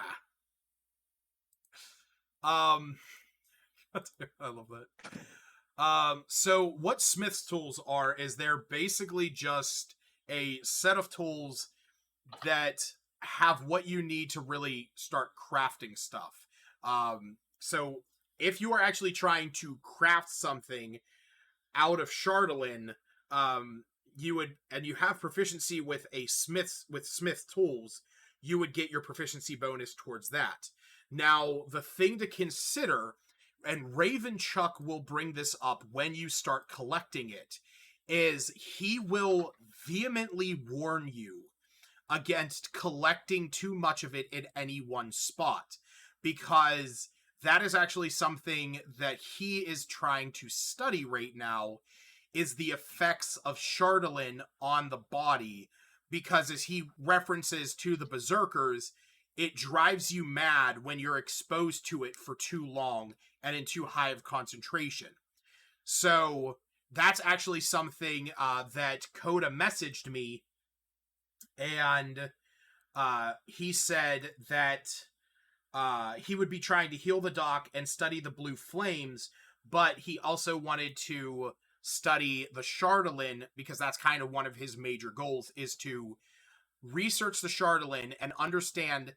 He knows that it has that it can be crafted into items, because obviously they have javelins and flails, but he wants to know if you can actually craft it without subduing to the maddening effects. So that's the thing. I'll say, all right. Yeah. So what I would want to do is just gather enough. After he explains that, Yeah. I want to be able to see if I can grab enough to see if I can get enough to make a saber out of one.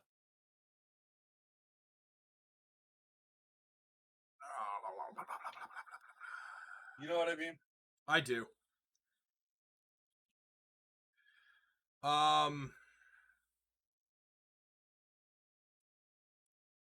So, being that it's made out of Chardolin would not necessarily make it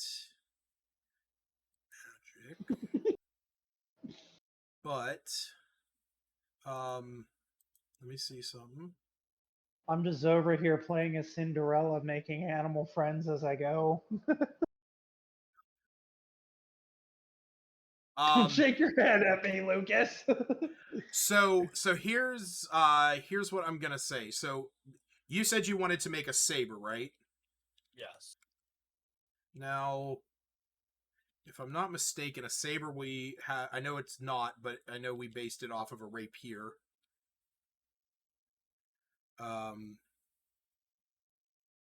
Which is, yeah.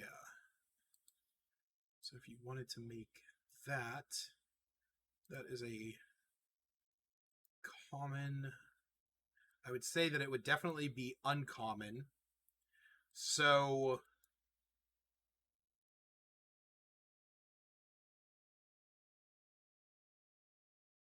wait just 1 second. I gotta look at something.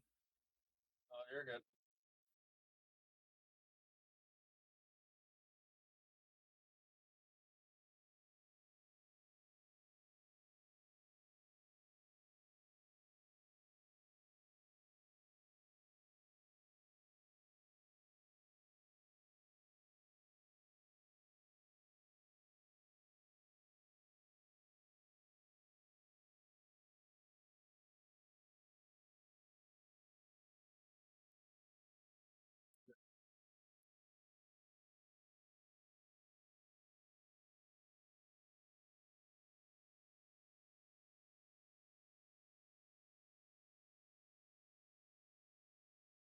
Okay.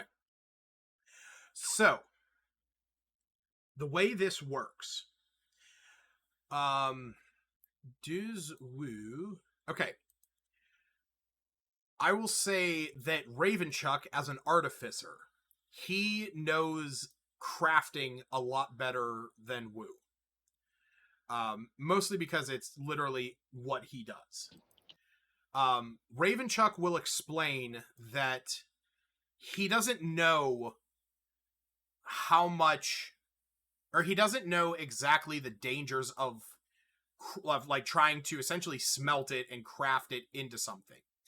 But he says that he will try and do this, but knowing how much he's going to need and the resources is that it's probably going to cost about 12 gold worth of materials.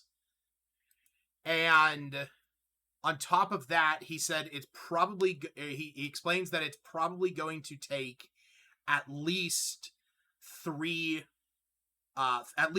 days for him to make it. So, because the thing is, in addition to having the appropriate tools for an item to be crafted, a character needs raw materials worth half of the item's selling cost. So a rapier is 25 gold. So that's what I'm basing it on, because I know that the sabers are custom to our own creation. Yeah. So I'm going based off of the saber, or the rapier. So 25 gold is what it sells for, which means 12.5 gold is its cost. So the 3 flails. What? The 3 flails. Turn the 3 flails.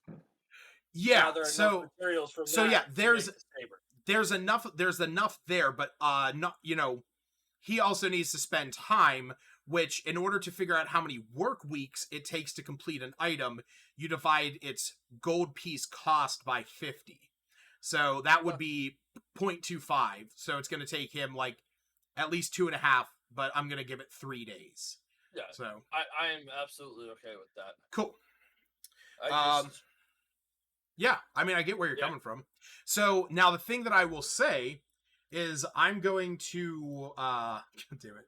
I'm going to message Coda and while, you know, obviously you will have to address it next session after the long rest and everything. But during that time, he's going to need to make some Arcana checks and some Smith checks, which will determine, 1, if he's able to do it, 2, if there's any complications with him doing it, in the respect of Charlatan madness starting to affect him. Yeah. So you know, I am also proficient with Smith tools. I'm aware, but I don't know if you want to be hanging around this place for the next 3 days. But that's up to you guys. If you guys want to take a few days, you know, of downtime, because I think, you, Smith, and Ravenchuck all have Smith tool proficiency. Yeah. So I just, at least while we're here in the cave, I want to give him as much assistance as I can. Okay, so we'll say with that, you know, that'll cut the time down a little bit. So like I said, we'll say that as long as he's working on it straightforward, he should have it ready. If you're helping him that night, he should have it ready by the eve of the 10th or on the 11th. I'm getting feedback on Jared. Oh, what? Oh, sorry. It's all good. That's because after I didn't talk for a while, it tried amping the sensitivity, so it started picking up everything. Gotcha. Well, all right. So does anyone else want to do anything before I move on to sort of the final thing for today? As part of our long rest or before? This is going to be as part of the long rest. One thing I am gonna. Oh, sorry. Pretty much just try to see if Kyra can figure out how this brazier works. Okay. And see if we can hopefully use it for us rather than against us. Sure. And then all I was gonna say is Aurard's kind of making this his little corner of the room for his prayers and animals and so forth.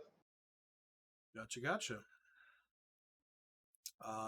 Groff, what would you be doing during the long rest and leading up to it? Besides trying to explain to Kyra what a pecker is. I would be trying to explain to Kyra No. Honestly, nothing. Just eating and getting ready to go to sleep. Okay. Smith, what would you be doing during this time? Just trying to recover. Feeling pretty exhausted. Yeah. Same. Okay. So, you guys, so if you guys want to go ahead and put through for your long rest, see something here. The effects of aid will wear off too. So Yeah. be sure to reset. As you all just hear Erard crying in his corner. Where do you have the bodies of the Yeti Tyke and the Flying Snake? Instead of throwing them onto the pile, I feel like I would have buried the snake and the tyke. Just out of respect, I definitely would have attempted to bury them. Okay. We're gonna put them in the meat pile when he's not looking, right?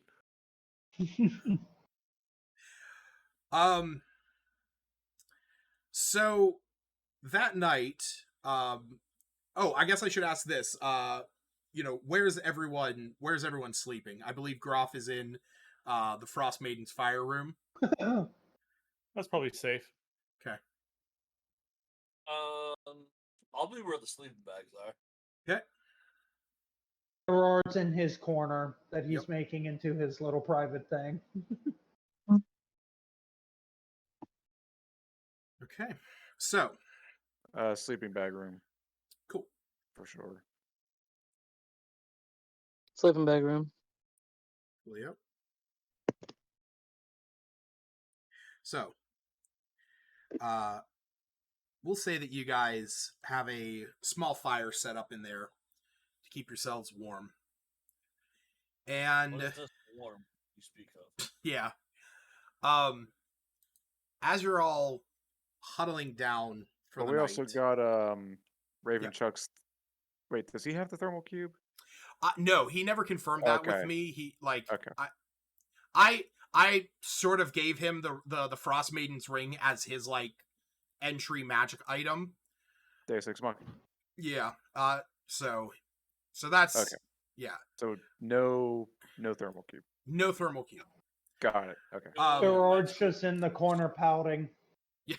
So yes, during that time, this is probably the first night that you guys have had a chance to rest and actually feel like you don't have the wild of Icewind Dale breathing down your neck. Since you've gotten here, you've had crazy encounters, and things have gone off the rails a bit. That's not going to stop now. But with Galeem and Tazar, keeping vigilant over the cave while you slumber, as they actually take their positions outside, where they often sit in guard of this place during the evening.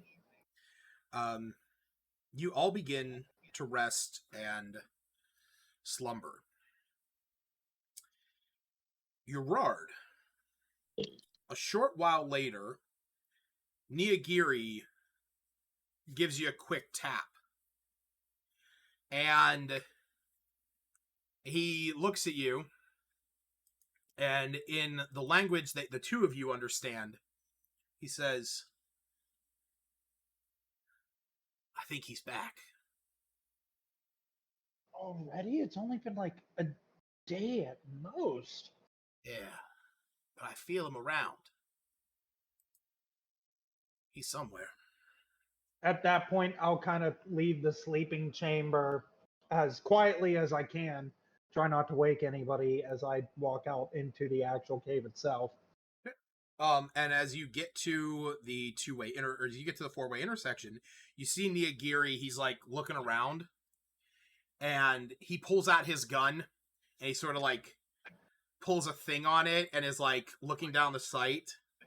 He's he points down to the room where Groff is, And he says, I sort of sense him down there, but it's off. It's different. Interesting. Do you head down there? Yeah. Okay. So, as the two of you head down into the room where, as you're walking in, you see the familiar sight of the brazier. Oh God, that's Groff's pecker. Yeah. You see Groff. You see Groff there, sort of, sprawled out a little bit, bare-assed, on a sleeping on his bedroll, just snoring like a fucking mammoth. And because actually what draws your attention to there is you see that Groff's pecker always points north. I hate that. I hate that you said. I hate the words that have come out of your mouth. It's not the first time, and it won't be the last. Are you going to take? Are you going to take the 1 feet that gives you the thing that you always know what direction north is? It's because of his pecker. Thinking about it. Yeah. So, Justin, does it point to true north or magnetic north? True north. It's yeah. I'm glad we figured that out. So, what you see there is you see your old friend Calorix. He is taking Groff's blanket and kind of has his head turned away as he's throwing it onto him, just trying to cover his shame. And he looks back up at you and says, It's like a magnet. It's so strange. I even kicked him.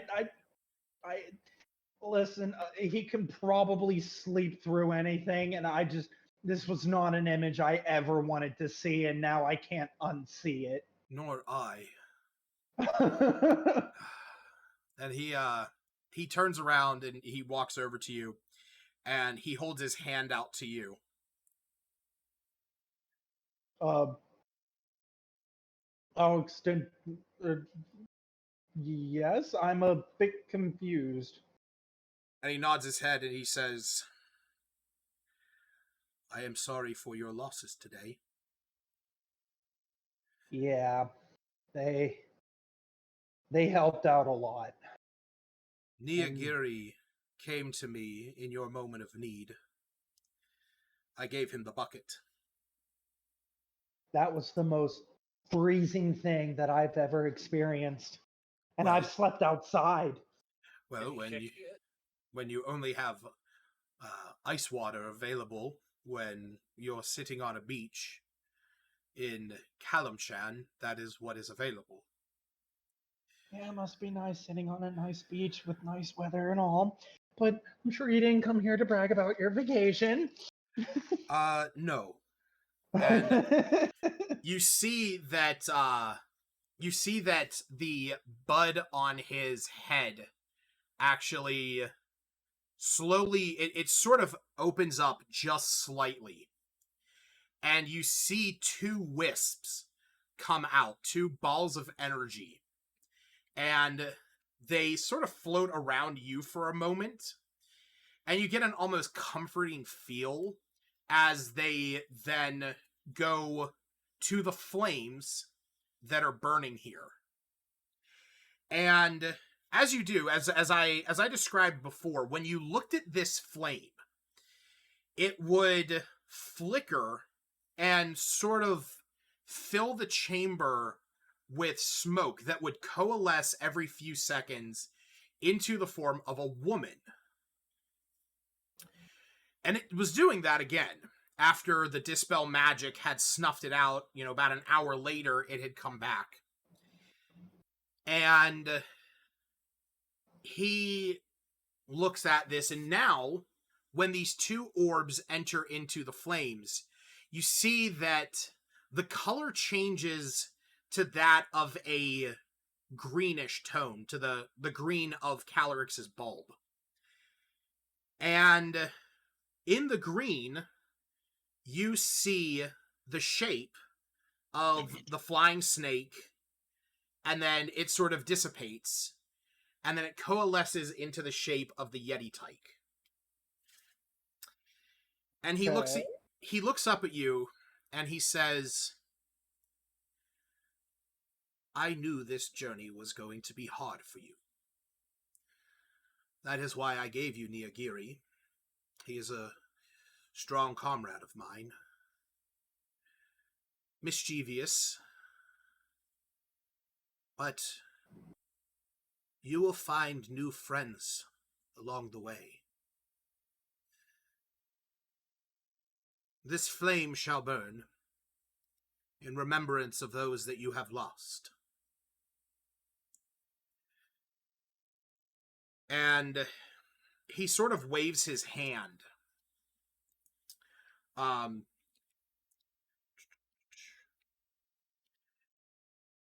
And you see an almost like greenish flicker of light like form from his fingers.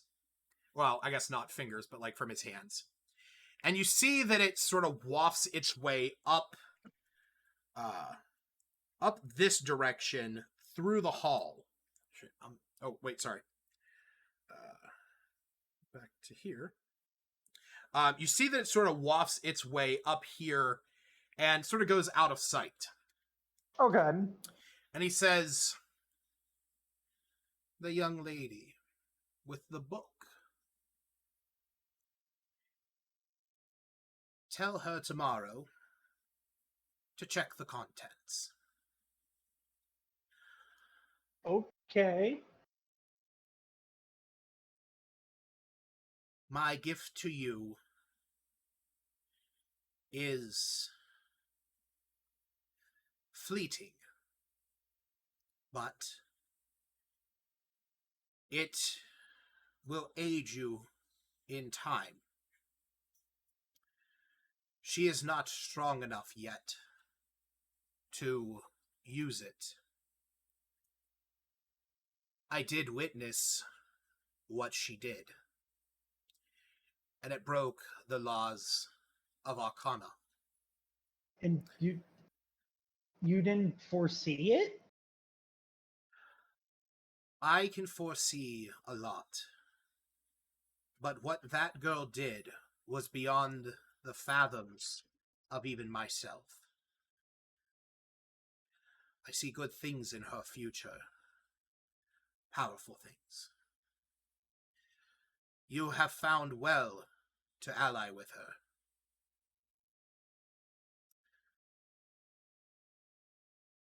Again, I am sorry for your loss. If there was more I could do, I would at this time. But I must go. Understandable. Thank you again, and I'll definitely tell Kyra to check her book. All right. And with that, you see he sort of like spins and buries himself into the ground. And then as he does, you see the bulb just sort of out of existence. And there is no hole left where he is. But the flames are still burning. The green flame is still burning in the brazier, which is now sort of, the different images, the one of the snake and the one of the Yeti tyke. The next morning, you all awake as the dragons are coming into the cave, as they are sensing the passage of time, and all of you as well. I imagine, Gerard, you approach Kyra?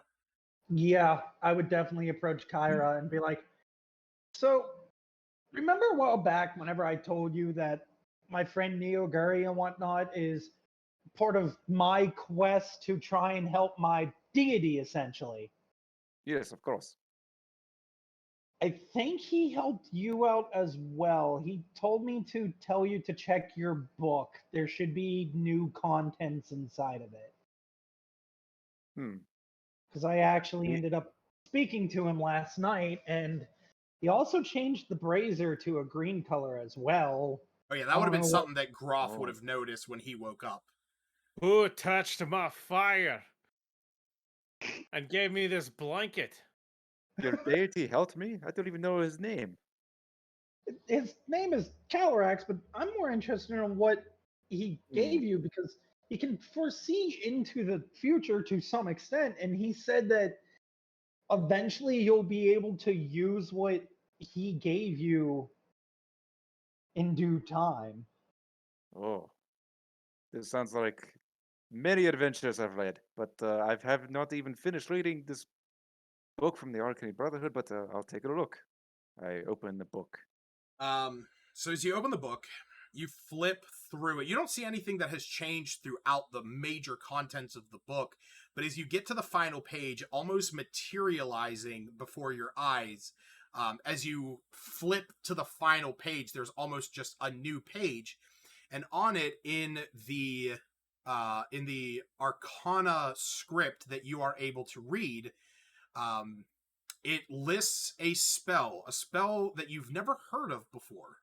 But it is called Reanimate Companion. And as you read it, the description is as follows.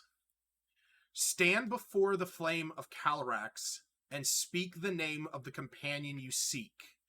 They shall be brought forth to you until they perish. So, mechanically, what this means, this is a third level necromancy spell. You can use this Basically, when a companion dies, when it'll just be the same. Right, when a companion dies, their soul, their spirit, will be sent to the flame of Calyrax.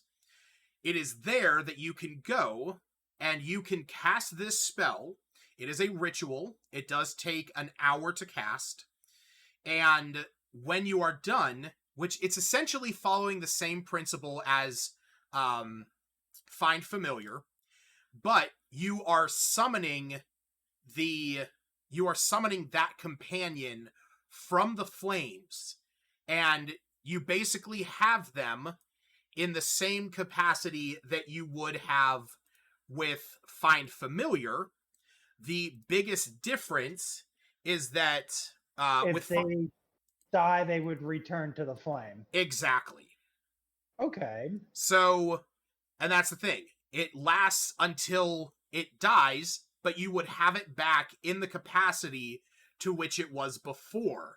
So, I'm essentially giving you Calyrax's PC. I was going to say, I essentially now have a PC box. Yes. So, that's the thing. Niyagiri can poof away into a pocket dimension if he gets fucked up. These guys will die, and they will be sent back to the flame, and you just have to travel back there and have Kyra cast the spell. Holy I'm still trying to figure this out, Yerod, but it sounds like I may have a way to bring your companions back. At least I think this is what he implies. That's what I'm thinking too, kind of reading over your shoulder here. That's But a see, this huge is in this, but see, this is in the same section as the Dispel Magic spell I had to use. I think that was a fluke that I will not be able to replicate anytime soon. He did say in due time, so Oh, that does definitely help. Yeah, and something to keep in our back pocket. Very much so. And that's where we're gonna call it for tonight. The Yeah. Holy fool. this adventure's just gonna end with Erard and Kyra traveling together. Either Erard doing battles and Kyra being the cheerleader on the sidelines, telling stories in taverns of how this young child basically tamed Icewind Dale. Yeah. See, I just I keep thinking of with your whole party's composition. It's like you got Smith who's going to be, fighting everything that gets in your way as you guys try to tame everything that's in your way. As Groff tries to murder the doc every opportunity he gets. Save him. And Wu is basically there like, can I eat this or can I make it into something?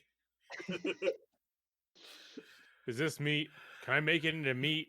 Yeah, so we just need to find the niche for Raven Chuck. Yeah, What's his deal?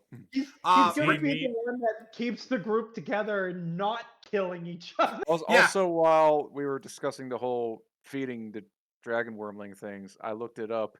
Artificers can learn, create food and drink. yes, they can. Yes, they can. Now, Just needs to get that. if I'm not mistaken, That's something about like at least 45 pounds of food or something. So yeah, create food and there's create food and water, but there's also I'm thinking of Hero's Feast. That's Yeah. but yeah, he can create 45 pounds of food and 30 gallons of water that lasts for 24 hours. That's still not bad, because even then, if we're running low on supplies, he can just drop that down that lasts for 24 hours, and that can at least feed them. Yeah. Yeah, once he gets third level spells, which that's sort of that rate there is sort of the downside, is that artificers don't get the same. They get the kind of spells that like rangers do. So his third level spells don't kick in until level 9. oh, Yeah, because Yeah. artificers, rangers, paladins, they don't start getting third level spells until level 9 because an artificer is both a martial caster class. Mm. Yep. Oh man. So yeah, I'm gonna stop the stream there.